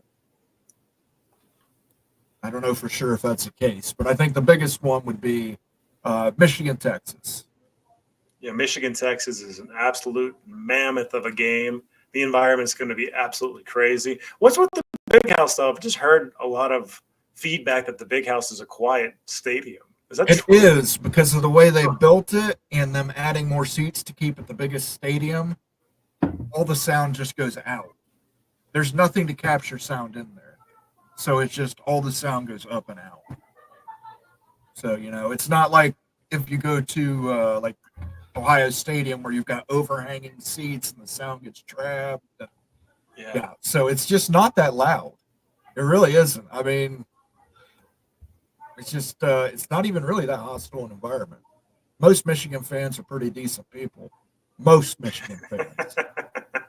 Now there are some that are what I call Walmart Wolverines who are not so nice, you know.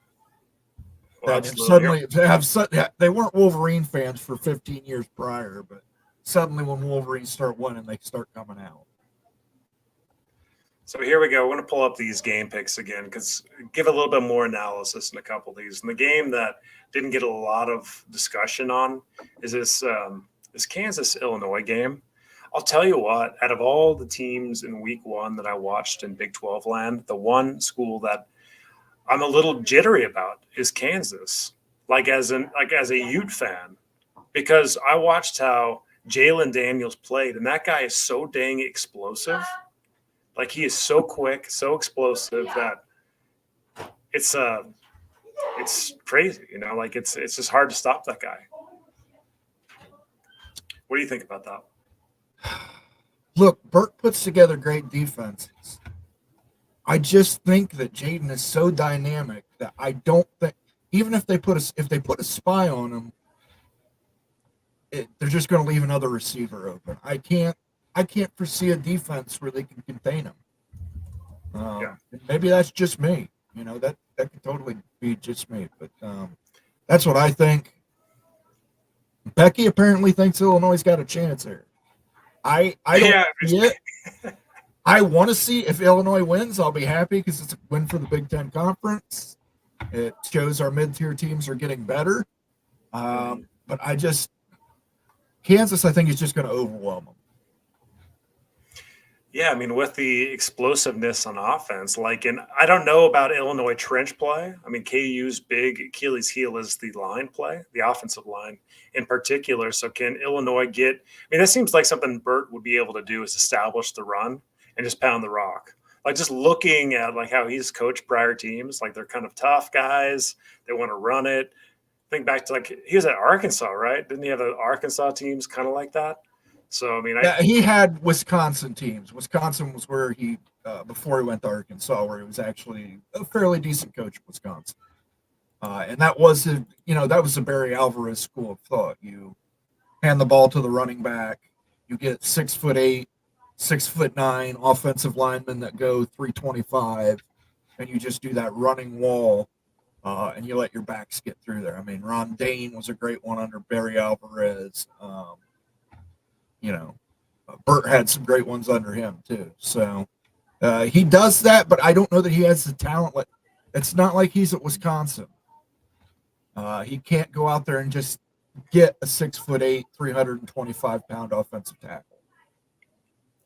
Yeah, it's going to be hard to stop Daniels again. He really is that quarterback that's so elusive. He can just break it any play. Again, I didn't know he was that quick. I'd seen him play a little bit here and there. He's been hurt so much that I saw Jason Bean play a lot last year, the backup quarterback.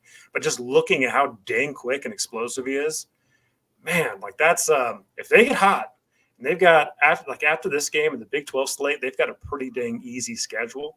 KU's playing at K-State. It's going to be a massive game. But man, they might be actually a serious contender at the end of the day if he stays healthy. If Daniel stays healthy. They really are that explosive. Yeah, I can tell you from having to play people, Kansas is a popular pick on NCAA college football. Is it really? Yeah, because you can roll Jaden Daniels out, and it's just good luck if you put a spy on him, you leave a receiver open. If you don't rush him, he will run on you for 35 yards. So I said he's just so dynamic of a player that I don't think Illinois can contain him. Now, if he gets, like I said, if he gets hurt, he has had some injury issues. If he gets hurt, that's going to be very draining for the Kansas offense because everything literally runs through that kid. Exactly. Hey, score update. So it's 7-0 BYU over SMU right now. And then love this comment here from Go Black 45. I'm proud of SMU. Their stadium is almost halfway full, 40%, baby. that ACC. Got to rep that ACC stuff. So right now, the BYU Cougars are 7-0 over SMU. What do you think about that? Mo, you're on SMU, man. How many points do you need to make up? It's 17.5 now. You got to make up. Ouch. Listen, I think they'll be okay. I think they're just getting their footing. It's early in the game.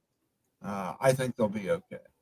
And Becky picked SMU too, so she did. I don't know. Maybe I've got her luck on my side this week.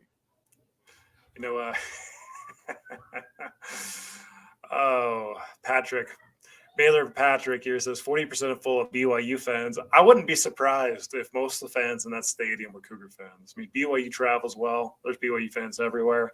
Wouldn't be surprising at all. And again, I am absolutely loving this cushion right now, the 17.5 point cushion on that pick for the BYU Cougars there.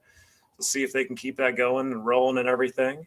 But here we go. Here's a good comment from Sooner in Texas. When it comes to Kansas, trust Lance Leipold. How do you feel about Lance Leipold? I like Lance. I think he's a good coach.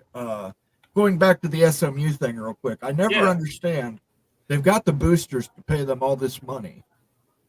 Why don't they pay people to actually attend the games?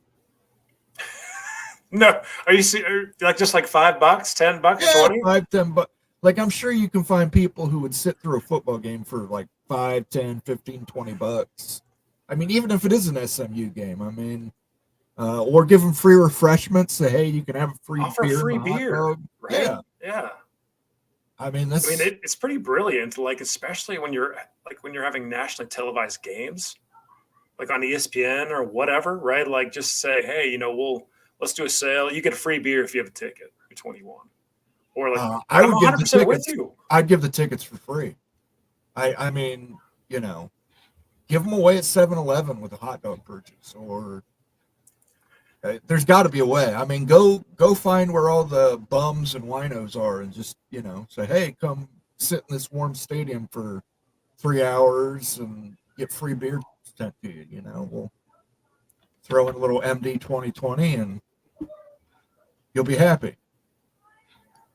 Absolutely. So right now, just a little game update. We got SMU 4th and 1 right now in the 43 of BYU. Big down early in the game and everything. We'll see if they can swing it. I'll tell you what, if SMU loses this football game, it's going to look real bad on the ACC. Because there's talks this week after Florida State lost that game, they're down 0-2, that SMU could compete for that championship. You cannot. If you're the ACC, this game means a lot to you. You got to win this game. Like, I mean, BYU was one of the worst picked Big 12 teams, right? Like one of the 3 or 4 bottom Big 12 teams. You can't lose to the Cougars if you're the ACC with one of your now front runners. Like, this is a big deal in ACC country, and obviously in Big 12 country too, just with that perception battle. Yeah, I will say this. If they go for that 4th and 1 at the 43, only down 1 score, that's a Mike Norvell. That was the thing that upset me most in that Florida State game. Mike Norvell went for it on a 4th down on his side of the field, down 1 score. And it led to Boston College going up another score. So I hope they don't go for it on 4th and 1 on their own 43, kick the ball, play the field position game. It's 4 quarters, guys. You don't need to try and make everything up in the first quarter. And I don't like SMU. I hate SMU, but I picked them, so I got to root for them. So looking at our game picks again, like, let's give a little bit more breakdown of like this Iowa State-Iowa game. I think that here we go. We got a comment right here from C. John. Howdy, fellas. So not much love for Iowa State on the panel. Look, hey, Wild Utes got Iowa State winning this game. I don't know if you want that necessarily because Wild Ute is 2-6 and has the worst pick count so far, John. But hey, you know what? I faith in the Cyclones. What do you think, Bone? Listen, if this was 3.5 Iowa, I'd have picked Iowa State. Iowa's defense is so strong that they can win this game 6-3. Now their offense looked good in the second half of that game, Iowa's, but I don't expect them to be an offensive powerhouse. But if they can just get themselves up from like the last in the FBS to maybe 70s in the FBS, they might have a shot at a really good season. It's just a matter of if they can get there. It's not that I don't like Iowa State. It's not that I don't like what Iowa State has. It's at Kinnick, which I think automatically gives you a little edge. And Iowa's defense is still really good. 2.5 points. I just cannot. I could just see Iowa winning this by a last-second field goal. Man, I'll tell you what. I'm gonna share a screen here. This is pretty shocking, actually. Looking just at the FPI, look, it's early in the season. FPI is not fully calibrated yet, so it's not perfect. A lot of people hate that metric and stuff. It's always interesting. So FPI has Iowa 71.5 over Iowa State 28.5. That's pretty wild right there as far as the analytics go. Like for FPI, saying that the Hawkeyes basically win almost 3 out of every 4 matchups and everything. That's going to factor in the home game. It's going to factor in recruiting, everything else that's going on. I mean, that's a little slanderous, I think, for Iowa State. This Iowa State team is very good. I mean, they really are. Like, this is a team that's going to come down, and they're going to compete for that Big 12 title. We all know that Iowa's got a soft schedule too, though. I mean, this really is it's a big-time game for both programs. Like, it's weird, too, that's on CBS. CBS? Yeah, this is part of the Big Ten deal. So you've got Michigan, Texas at noon. You've got this one at 3:30, and I don't know what the NBC game is. I'm not sure what the NBC game is, but I just want to say on here too, if Iowa State, the key to Iowa State winning is to get up by 2 scores. If they can get up 10 or 14 points on Iowa and force Iowa to really rely on their quarterback to make passes, they could win this game. But if it's just a 3-3, 3-6, 6-6, you know what I mean, where Iowa's left within a 1-score position, then I think it's going to be a long night. So Iowa and FPI is the 32nd best team at the moment because Iowa of their Hawkeyes. Defense. Yeah, their defense. Right, and their efficiencies and everything, running based on the analytics, looking back at last year, first game, recruiting. You'd imagine that's going to lift considerably given the schedule. Man, FPI does not like Iowa State. This is wild. I'm just going down this list. Where in the heck are the Cyclones? Oh, my gosh. 55th. FPI. Colorado, Nebraska is the NBC game. So yeah, that is. That's a hell of a slate on the Big Ten deal right there. You get Michigan, Texas, Iowa State, and Nebraska, Colorado. So I think all 3 partners are going to be very happy with that Big Ten contract they signed.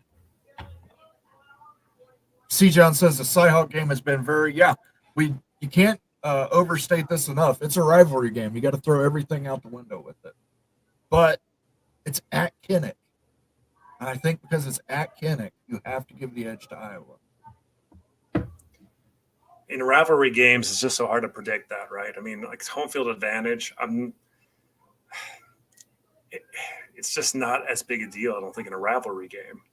There's just so much emotion both ways and stuff. Like rivalry games are so unpredictable just because of the high emotion, especially in the first half.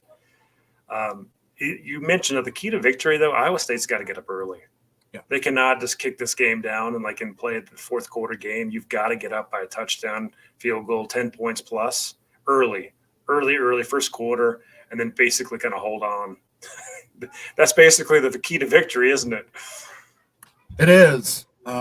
You've got to get up by 2 scores. If they can get up by 2 scores, they've got a good shot at winning the game. I think if Iowa is forced to rely on McNamara and their receivers, we'll see. We shall see.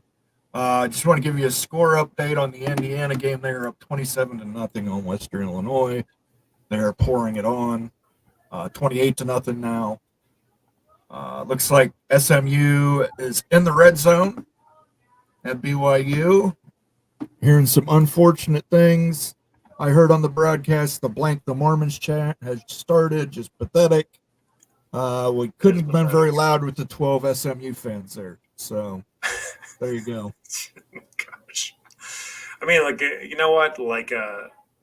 BYU gets a lot of that stuff wherever they go. It was really, really bad at Autzen Stadium. either last year or the year before. So they have to deal with that.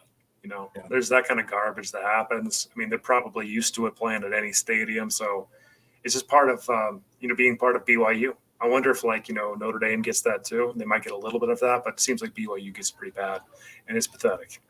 I agree, 100%. Shitty behavior, but that's what would you expect from SMU. But I do hope they win the game by more than 10.5 points. So. Let's do. You know what? It's September. Let's give away some memberships. Let's do it. Let's give some memberships away here. Membership gifting. We're going to give away 5 of them right now because it's Friday. It's football. We love you. And Cryptic Mind, Kadu, Eddie Williams, Sarge, B12 Sergeant at Arms, and Tom Watson were all gifted memberships. Welcome to the family, guys. Use that membership. Welcome. You can use the personalized emotes in chat. You can join the community tab and vote on polls.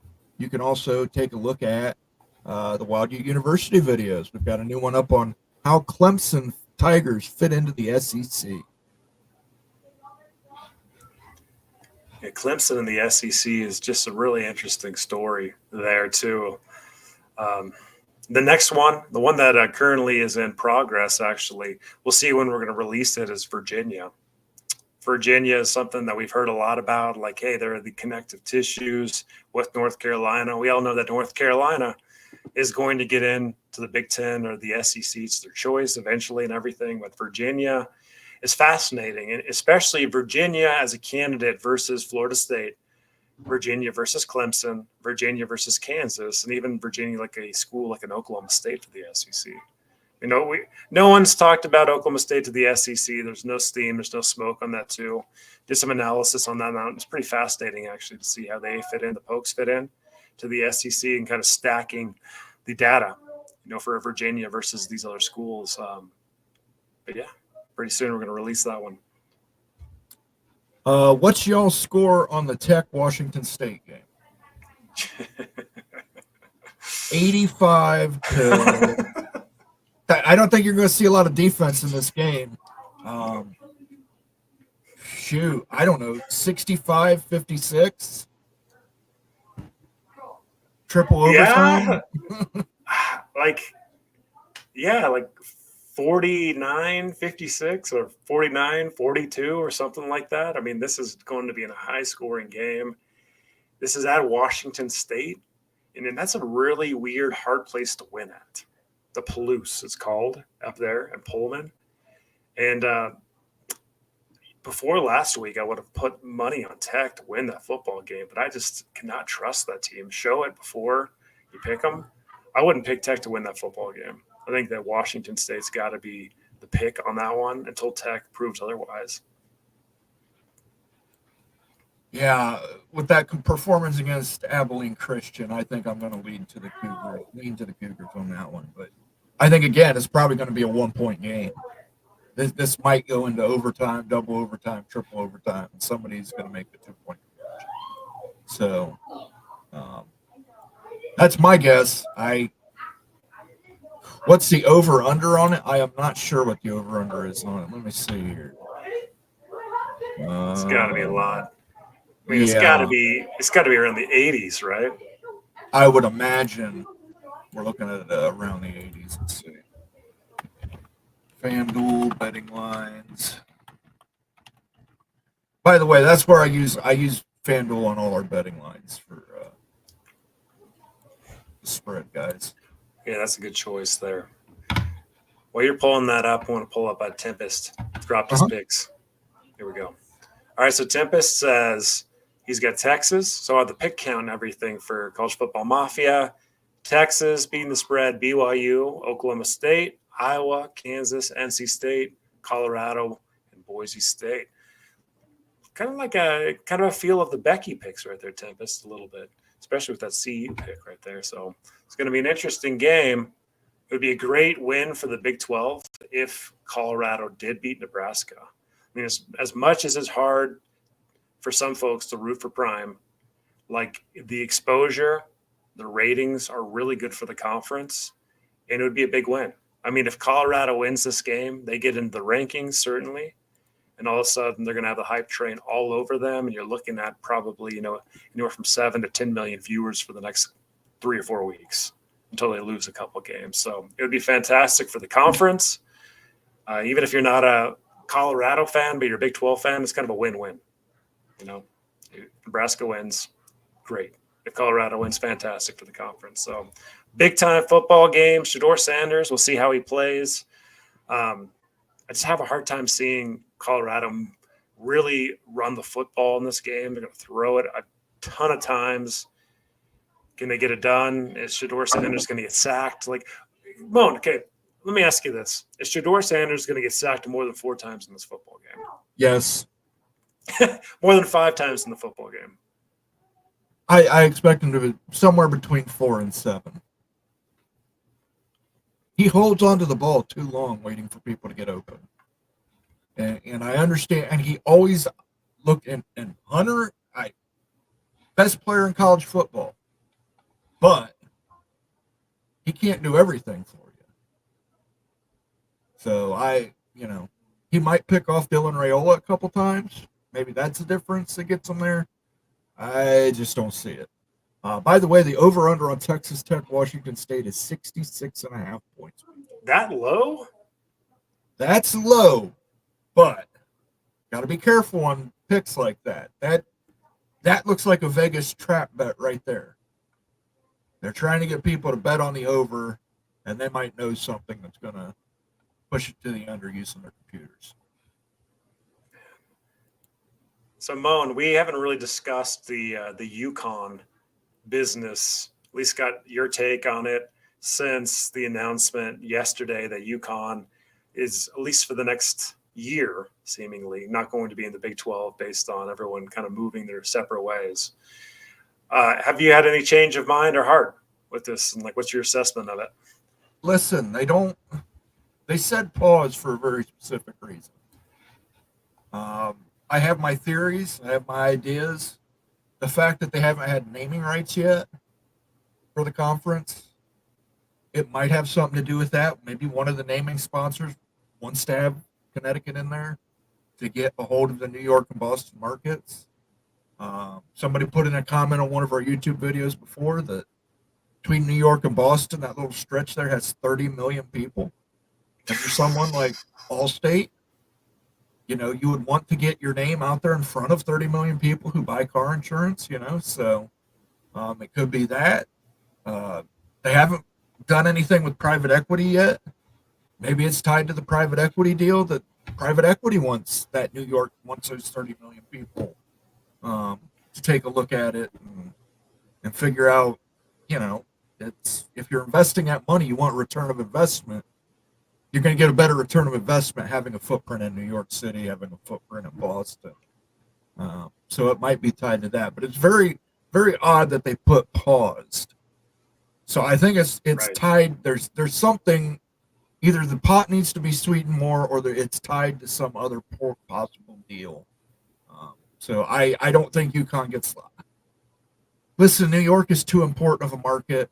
There's really not a lot of big markets in the Big 12.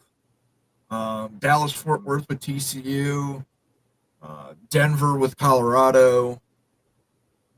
I don't know what the Salt Lake City DMA is. I don't know what it's ranked. It's around 27 to 29 in the DMA. Okay, so right. Salt Lake City, but I mean, there's really not a lot of big markets within the Big 12 footprint. Yeah. So adding a DMA, Phoenix. Yeah, adding a DMA like New York.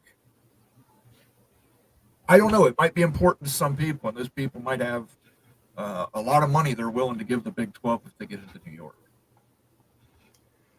It's got to be a lot of money.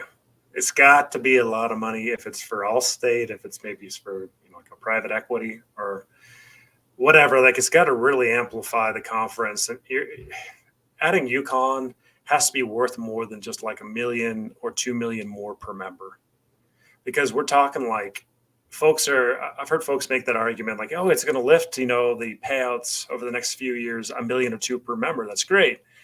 Consider that football's not coming along. You're not paying football out yet. that money's gone when the UConn football program comes in 2031. Plus, you consider the extra travel cost and everything. That's a loss in 2031. Like we think it's a loss. We don't know. Like I said, if private equity or the naming rights are tied to this, it could be a situation where, hey, we need to get into New York to develop these. We need to get New York, Boston to develop these business relationships. A lot of companies are based in New York. So, like I said, if you're Allstate and you're going to name a conference, you're going to want it in as many big markets as possible. Adding New York and Boston would be huge for Allstate. It'd be good for the Big 12. It would produce money. Private equity, probably the same thing. If you got a New York company like New York Savings and Life would come on board as a sponsor. Networking, things like that. But to me, I don't think this is over. I don't think UConn is out of this. It's on pause. I think they very deliberately said pause. UConn leadership said pause. So something's out there that we don't know about, guys. There's something going on behind closed doors. I don't think Yormark showed his last card yet. I think he showed 3 and he's holding 2. We'll see what the last 2 cards are. You think Yormark's tricking us out with this one? I think he's doing everything he can to put leverage on the Big 12. And if it's tied to naming rights or PE deal, and he can say, hey, look, we add Connecticut now, and you each get $2 to $3 million more a year in the media deal and media payouts, or ESPN will give them a special consideration for taking UConn. Who knows? I just wouldn't close the door yet. I know a lot of people want to say, good, it's over. UConn's not in the Big 12. They said pause for a reason, folks. They paused it. I don't remember ever like a realignment scenario working out like this, though. Like, this is the second swing from UConn to get in, and they haven't been successful so far. So, how many times do they feel comfortable getting passed on by the Big 12? Does that matter? They just keep pushing and everything at the end of the day? Well, at the end of the day, they've never been passed on. They've never taken a vote. And Brett Yormark was very specific that it was paused. So I don't think they've been passed over yet. They've just been under the spotlight for a considerable amount of time. And I think they'll continue to be under the spotlight.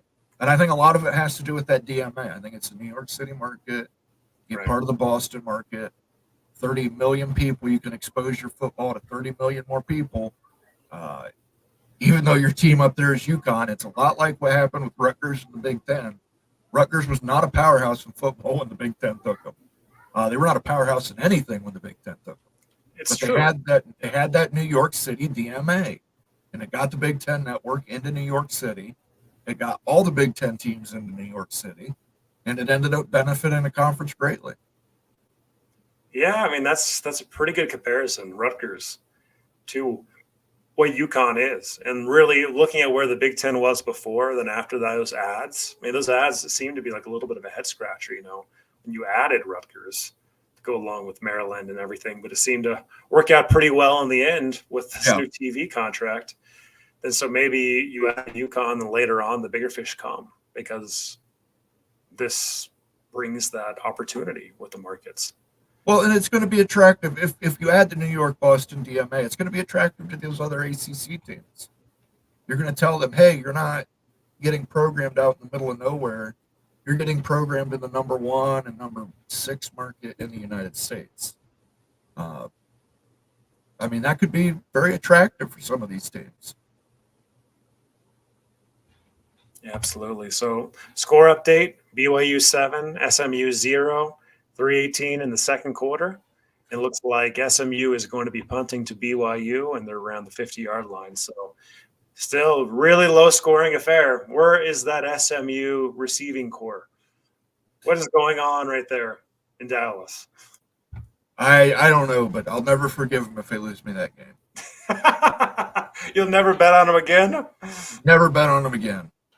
I took a leap of faith. I thought BYU's offense wasn't good enough. and the SMU ponies are letting me down. But I am not shocked by that at all.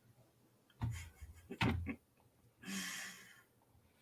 right, here we go. So Bill G, speaking about this UConn topic, I think the Big 12 isn't able to evaluate the economics of UConn coming in for some reason. That's exactly what you're saying, Moan. Is the economics there? Like the pitch is there? Look, guys, like Endeavor and Brett Yormark work hand in hand. Endeavor is a firm that has considerable research, information, analytics. They've got everything you want. They are going to throw it out and tell you exactly what this could mean for the Big 12. I would almost assure you that this was pretty crystal clear on exactly what this could look like in a few years and in 2031. So I think that they did have that information. I think that's part of the pitch. But you still need to persuade presidents that aren't on board with adding a basketball school when they're focused on football. That was the issue. That's still the crux of the issue. Everyone might say they went their nice little ways and everything. I think that the Big 12 passed on them. Obviously, they would get in. They would love to get in today, UConn, if they had the opportunity. The Big 12 presidents did not support the initiative for the second time. And they had the information, they had the economics, they had the presentation, the proposal, and everything else. It just didn't make sense to them for the second time in 2 years. So you've got to get the support. Not everybody has the same not everyone has the same view of what they want the Big 12 conference to be. That's very clear with this. I mean, Yormark has this view that he wants it to be a basketball-focused and a football-focused conference. He wants to split both, and he thinks he can maximize the revenues in both based on the market. The Big 12, a lot of Big 12 presidents just don't buy that vision, obviously, or else they would be in the conference, right? It's pretty obvious to see that they didn't support that. They weren't told. They weren't told no. They were told no, right? Not right now. This is very simple. Isn't that what the Big 10 always says too? Oh, that's no, right now. Not right now to Oregon. They said not right now to Oregon and Washington because Oregon and Washington applied for membership directly after the USC-UCLA announcement. And the Big Ten didn't tell them no. They told them not right now. A year later, a little more than a year later, Oregon and Washington joined the Big Ten. So I wouldn't say it's off the table. He said no for right now, but it's not a no-no. It's a no maybe. I put the phone number up there. If anybody wants to call us, feel free to call in. Let me change this back. You won't be able to hear you, but you'll be able to hear me, and you can talk in private chat with me. So, here we go. Yep. Ed Weiner says, howdy, just tuned in, and while you started talking about UConn, how much excitement does any ACC school that we potentially see joining bring to the Big 12? At least UConn brings basketball excitement. So really, it's a great question. Comparing UConn's value as an ad with the excitement factor, what quality they bring in basketball versus like an actual target and a candidate from the ACC that jump over. And like, okay, so if it's Florida State and Clemson, I think everyone would agree that those are no-brainers. You take those schools. But with Miami's off the board and all of a sudden you're looking at a Louisville and a Virginia Tech and an NC State, and a Pitt versus a UConn. That's really what we're getting to the crux of the matter. Those are realistic candidates. I mean, if you look at like Pitt versus UConn here, Pitt brings the backyard brawl. And that game in itself is so substantial, so big, and so much excitement that it basically pays for itself, I think. So if you're looking at a Pitt versus UConn, Pitt brings decent basketball historically, brings the Pittsburgh market, brings more market, brings a good market and everything. So I think Pitt would be a better ad than UConn, personally. And then you could go candidate by candidate, but I think UConn's pretty low on that list. I'll put them maybe like at a 7, 8, or 9 on the list behind several other schools. What do you think, Mom? Ah, boy. Pitt has a lot of good things going for it, but I don't know that Pitt wants to be in the Big 12. They might prefer to remain in the, I guess we'll call it neutered ACC. They might. I mean, it's a possibility. They're kind of kicking and screaming from everything I've seen from Pitt, but they do not want to be in the Big 12. They do not want to be in that conference.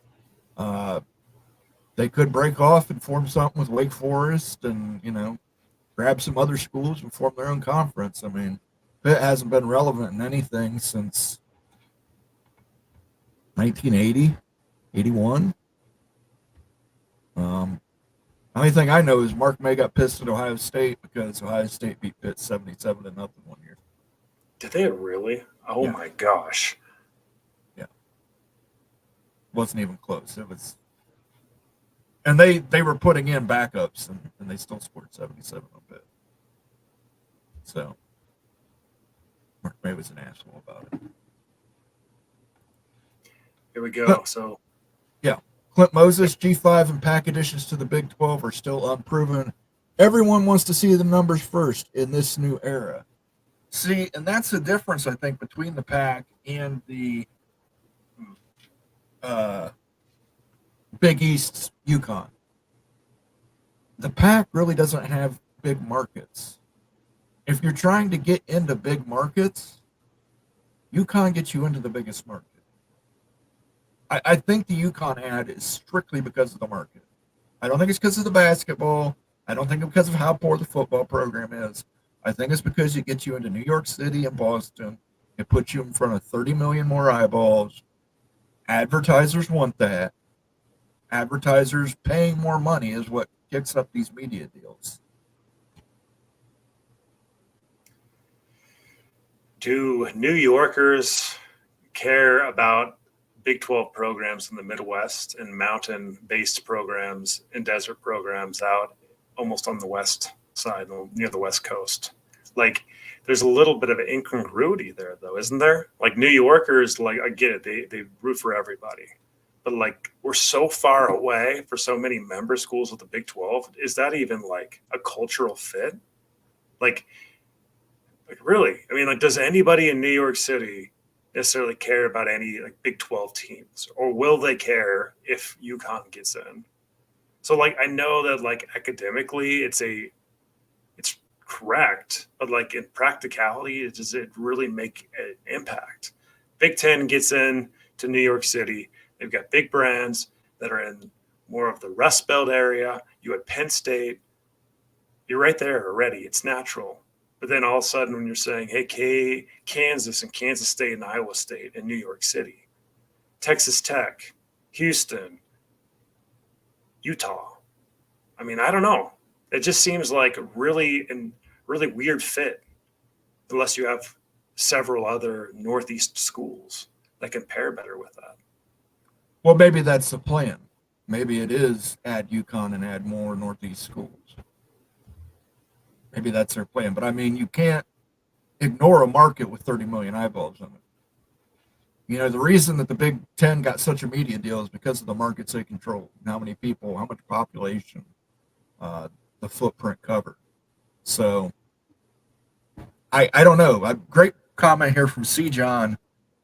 Seems like Grego, assuming Greg Flugar, is suggesting UConn might be the cherry on top of a bigger Big 12 revenue package proposal with name rights, additional game windows, conference semifinal games, etc. Yeah, and those could all be bundled with that private equity deal. This could all be part of a private equity deal. The naming rights, the additional game windows, conference semifinal games, UConn, you add New York into the footprint.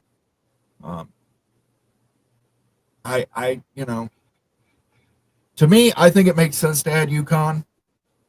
It gets you into the New York market, gets you into the Eastern time zone. I know their football sucks. That's going to happen. You're always going to have winners and losers in a conference. Their basketball's great. If you can come up with some kind of deal where UConn says, hey, we're going to build a new stadium on campus, new facilities on campus to improve our football program, and we're going to maintain our basketball program. To me, it makes sense to get into the New York City, Boston markets. I'm very curious, like, okay, so say that it was like a private equity firm that was interested, like C. John's mentioning here, right? Like maybe private equity comes in and like they're interested in naming rights, game windows, and they're going to do all these enhancements. Like, would that mean that the private equity firm would own the media rights? I guess I'm trying to understand from like a business perspective what private equity would be getting out of this if they're not owning the media rights.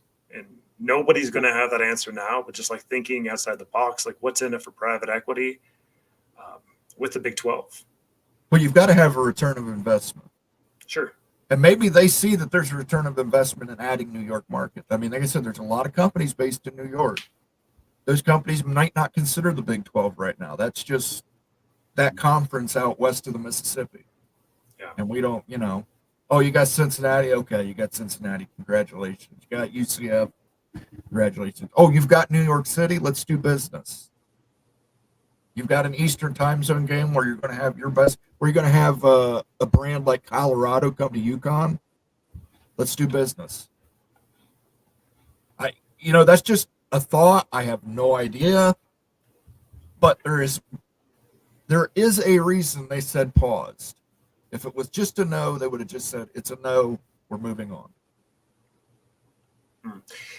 If private equity happens to get involved, like in this discussion here we're having, the member schools are going to have to sign on the dotted line and bind themselves up in one way, shape, or form, whether it be a GOR or something else. That is going to 100% have to be it if the deal is going to be implemented at all.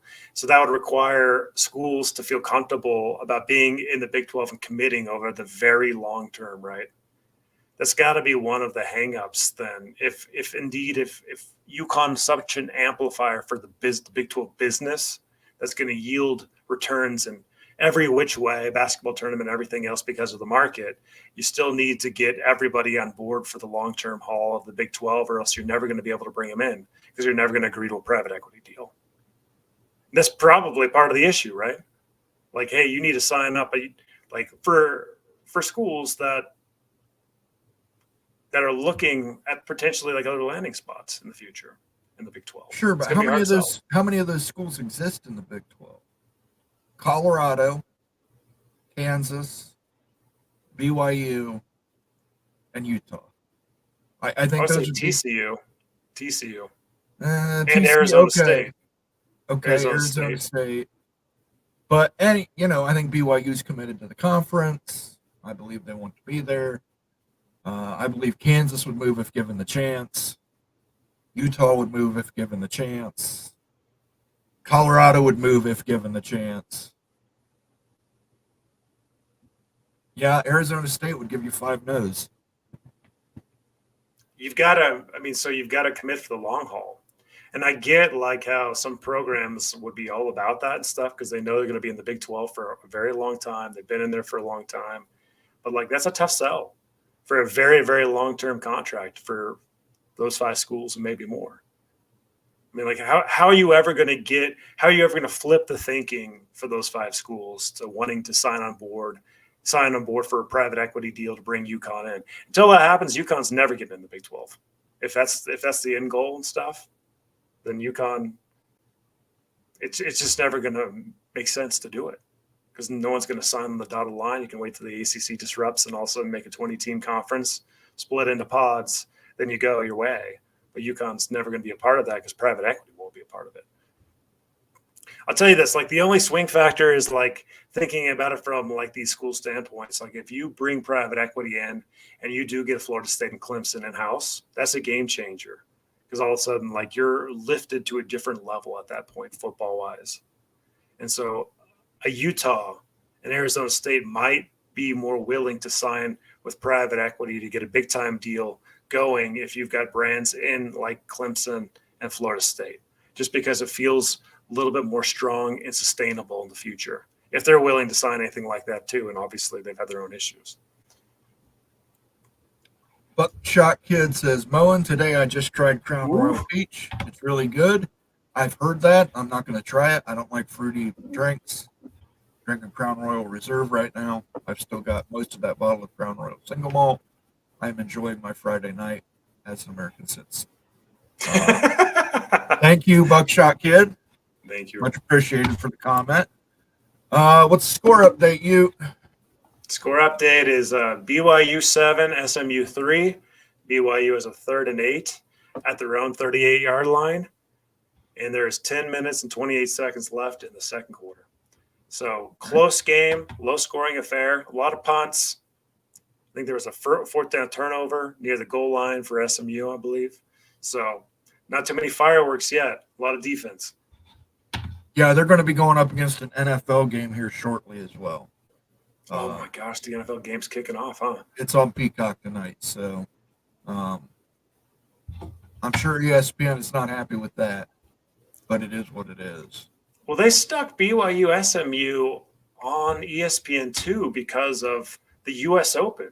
The U.S. Open tennis tournament there was a semifinal match in the men's space. So I believe that game's on ESPN. They stuck SMU BYU on ESPN2. That has to be contractual. Has to be. The U.S. Open has to be on ESPN. Because there's no way I would put tennis over college football. No. Yeah, I know it's not the same ratings draw. So let's talk about some of the other games we have coming up this weekend that we didn't touch on. Let's talk about Baylor Utah real quick. Yeah, that is actually a big game. Utah. Baylor Utah is a non-conference game. It was scheduled many years ago, and everything is playing out. And Baylor's a much improved team this year. So DeQuan Finn, the quarterback, came in from Toledo, and he is a player. He really is kind of like a Jalen Daniels type of player. Like, he's explosive. He's got a big arm. He can be a little erratic and inconsistent sometimes, but he's very explosive. So, look, they're coming in 1:30 Mountain Time. Game's going to be on Fox, Utah, Baylor. The point spread is around 14 points right now. 14 points for the Utes. Baylor has good depth at running back, good receivers, but I wouldn't call anything on that team like elite as far as like skill position wise or anything else. I think that Finn's going to have to make a lot of plays with his legs to put up points. And the Utes defensively cannot give up the big pass in that game, and they've got to contain Finn. It's going to be the game plan because he can let it loose and he can score a lot of points for the Bears. So it's an interesting contest, non-Big 12 game. So whoever loses that game doesn't have a conference loss, which is really weird. But Utah, again, is 14 points. This Ute squad has had 10 days to prepare. They had a Thursday night game. It's at home at Rice Eccles. The crowd's going to be juiced for this one. And I think that Utah gets it done, I think, pretty comfortably too. I think that they will contain Finn. I think they will play deep coverage and stuff, make him throw into tight windows. And they're going to force some turnovers. And Utah's going to get the win by around 14 points, maybe up to 17 in that territory. I think they pull away in the first half. They'll lead in the second half and everything, so it won't be tight down the stretch. But it's going to be fun to watch, and I'll be watching that one. What do you think, Mon, about that game? Yeah, I think Utah's going to blow them out. I don't even think it's going to be close. I like Utah big in that one. I would take Utah on the points. I'd take Utah on the points if it was 17.5. Grayson Ganoush, Grayson Ganoush says advertisers for tennis are more valuable than those for college football. Those must be the people who are buying those cars that I'm always bitching about. The watches, the Rolexes.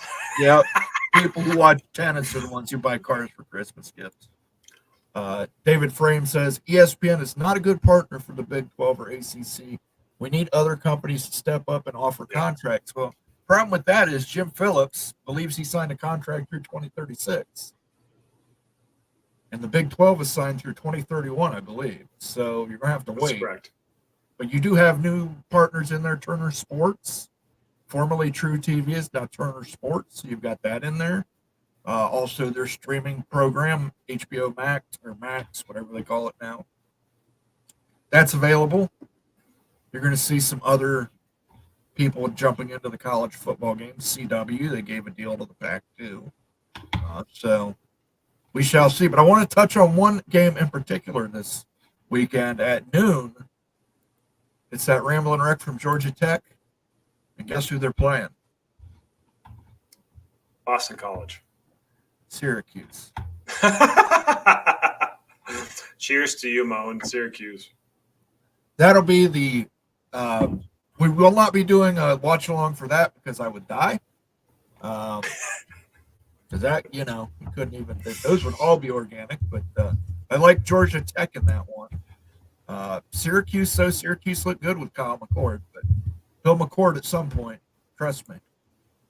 We talked about Baylor, Utah. outside of those games, there's really not a lot. K-State's playing Tulane at Tulane. That I think that K-State's going to win comfortable in that football game. They've got a big one coming up, though, in a week or two, because K-State's about to play in Arizona in a non-conference game, and that is massive. What about this one? And I know App State and Clemson has lost some of its shine. App State versus Clemson. At Clemson. That's a very intriguing game. Didn't realize App State was going to Clemson. That game's probably on CW, ACC Network. Yeah, I'm sure one of those two. ACC. Yeah, ACC Network. Watch out. I'm serious. Like, App State plays up. We all know that from that Michigan defeat 20 years ago, whenever it was. But they've made some runs recently. And, like, App State's – I hate that matchup on Clemson. I cannot believe they scheduled that game, especially after Georgia. Yeah, I think they probably thought they'd be a little better than they were. Illini Ted says, good thing I bought that Peacock subscription during Black Friday. Me too, brother. Fist bump. I don't have Peacock, guys. I'm not watching the game. Black Friday, we got it for $19.99 for the year. So I picked it up last year. I've used it to watch movies on there. I watched a movie on there the other day called Abigail that was decent enough. If you like horror movies. But, yeah, it was well worth it. I mean, I've got my $19.99 out of it, and I haven't even watched a college football game on it yet. So we'll have that to look forward to. The rest of the games are pretty much duds, you know. So I don't know. That's what we're looking at, folks. Yeah, we're looking at that. What are we doing on the score update there, you? Score update. We've got SMU 3, BYU 7, 6:24 in the second quarter. Game's on ESPN 2. SMU is a 4th and 9 at the BYU 35. So you're looking at hey, I don't know the kicker's leg, but you're probably looking at a long field goal or maybe going for a 4th and 9. But that's going to be a long dang field goal right there. What is that? So if you're on the 35-yard lines, go back 11 yards, 12, 13, 17? Yeah. That's what it is in the NFL. You got to include the end zone as well, you. Yeah, I mean, so it's a 52-yarder. Yeah. I'm not sure if SMU's got the leg for that sucker. Oh, hey, David, here we go. This is a good game right here. So Marshall, Virginia Tech. What do you think about that? Virginia Tech has got to be so disappointed in that Vandy game. Oh, my gosh. With all the hype surrounding Virginia Tech, I hope they turn it around. I mean, Marshall's pretty dang close there to Virginia Tech, hanging out in West Virginia. So it's almost – I'm not going to call this any type of rivalry game, but they know each other, right? The schools, I mean, they're close by and everything. So – these are weird games right there. The Hokies better get this one because if they lose this game, the wheels are falling off 100%. Yeah. After that Virginia Tech loss, I just don't – if Marshall wins, I'm not going to be shocked. Virginia Tech lost to Vanderbilt. So I'm not going to be too terribly shocked if that happens. Illini Ted says, in fairness, Ohio State football will never be on Peacock, but some decent mid-tier big games get put on there. In actuality, Ohio State played on there last year. I talked to Bob Thompson about this. When that happened, I went to Best Buy for an unrelated reason, and there were people in there literally buying TVs for Peacock. No, you are lying. And there were salesmen all too willing to tell them, oh, yes, it's Peacock ready. Old people, dude, boomers. What can I say?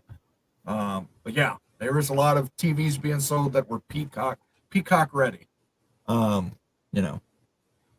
people didn't understand how to put Peacock on their TV, I guess. So, good for Best Buy, good for salespeople, good for the economy, I guess.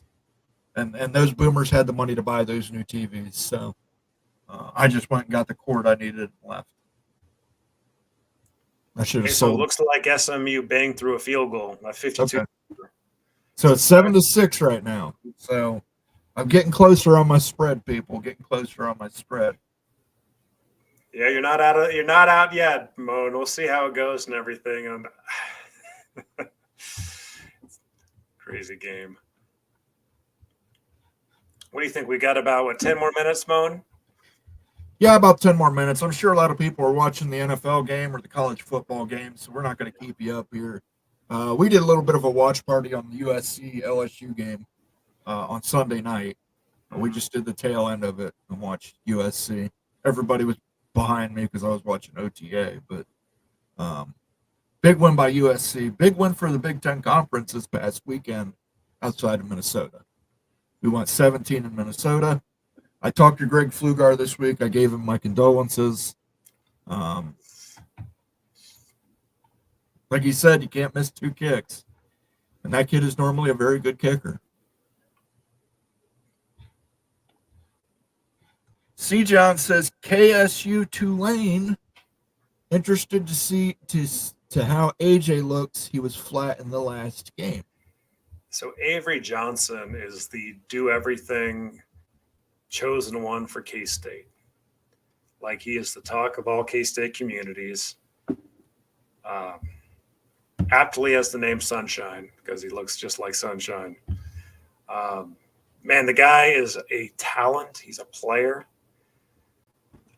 The only concern with his game is how good is his arm talent. Like, he's dual threat all the way. He can run. He's explosive as crap and everything.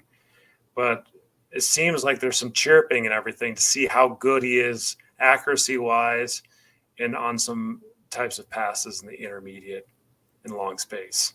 So those weren't necessarily his MO in the past, but there's just been some chirping around that in K-State communities on, like, hey, does he have the ability to deliver those big-time throws? He might. It's just unproven yet. So we'll see how he looks in this Tulane game. It's a big-time opportunity. He came out, and he was flat versus the FCS opponent that K-State played. UT Martin. Have you ever even heard of that school? UT Martin? Yeah, University of Martin. Tennessee at Martin. Yeah. But he still scored a few touchdowns. So K-State won handedly, especially in the second half and everything. I think the Cats are going to be fine. He's only played in a few games, guys. Like, he played a couple games last year, got in the bowl game, but really he needs some time to warm up. You better get ready for that Arizona game coming up, though, if you're K-State. And you're Avery Johnson. And if you're Dylan Edwards and Giddens and all the weapons they've got, and they've got a lot of weapons. This is going to be a very talented Cat team. It's going to be down there down the stretch. I think Utah and K-State are the premium schools in the Big 12 this year, and they got to get it done, but Johnson has to play better. I think he's going to clean it up this week, and certainly during Arizona. That's a must-watch game. Arizona K-State coming up. Just want to remind everybody on our Mafia Discord channel that we talk college football 24/7. Tomorrow during the games, if your team wins, feel free to drop in there and talk shit. If they lose, feel free to drop in there and get shit on. We also do pick 'em on there. We display our picks. If you wonder what our picks are throughout the week before you make your picks, you can log in there. We have a channel dedicated to our picks. Everybody's supposed to pick by the end of the day Wednesday, so that should give you a good idea of that. But just generally, just want to make people aware of that. And C. John says, Nebraska, Colorado. Interested to see if Colorado can provide Sanders time to distribute the ball. Bingo. Both that and can you run the football? Like, Nebraska is the kind of school that has enough talent on the edges that they aren't going to give up massive hemorrhage passes, I don't think, to the receiving corps. So it's going to be harder to throw the football. I mean, CU's talented still. They're going to get theirs, but it's not going to be as explosive in this game. Like, can you protect Sanders and can you run the football? Like, seriously, like, you've got to look in, like, Colorado might have like less than 50 yards rushing in this football game. They might have less than 50 yards rushing in most football games this season. It's hard to win. Yeah, you can't run football. It's not because they don't have a running back. Dallas Hayden at Ohio State was a very good running back. High recruit coming out of high school. The coaches were all high on him. Obviously when you got Travion and Judkins in the backfield, there was completely understandable that he would transfer out. But it's not because they don't have a good running back. It's because they don't have any offensive line. Their offensive line cannot run block, cannot pass block. North Dakota State was getting tons of pressure on Sanders. The kids from from Nebraska are glass eaters, guys. They are glass eaters, and they will. What does that mean, glass eater? What do you mean? They are big. They are tough. They will get after it. They eat glass. So watch out that defensive line of Nebraska. Shedeur Sanders. I think he's going to get sacked at least 5 times. At least 5, because he holds on to the ball too long. He's trying to make things develop. He's going to have to learn that you've got to get the ball out of there quicker, especially if he gets to the NFL. What do the Buffs need to do to win the game? We've talked a lot about how Nebraska's probably going to play the game and how they're going to win, and it makes sense what we're saying. But how can Colorado win this game? What do they need to do? How does it need to look? Colorado has to successfully run the ball. They cannot lay everything on Shedeur Sanders and Hunter's backs. Yeah. Hunter's a great player. He's probably going to be playing every damn play in the game. At some point, it doesn't matter how good of a player you are, just as a human being, physiology, you're going to break down. You're going to get hit. You're going to get tired. You're going to get injured.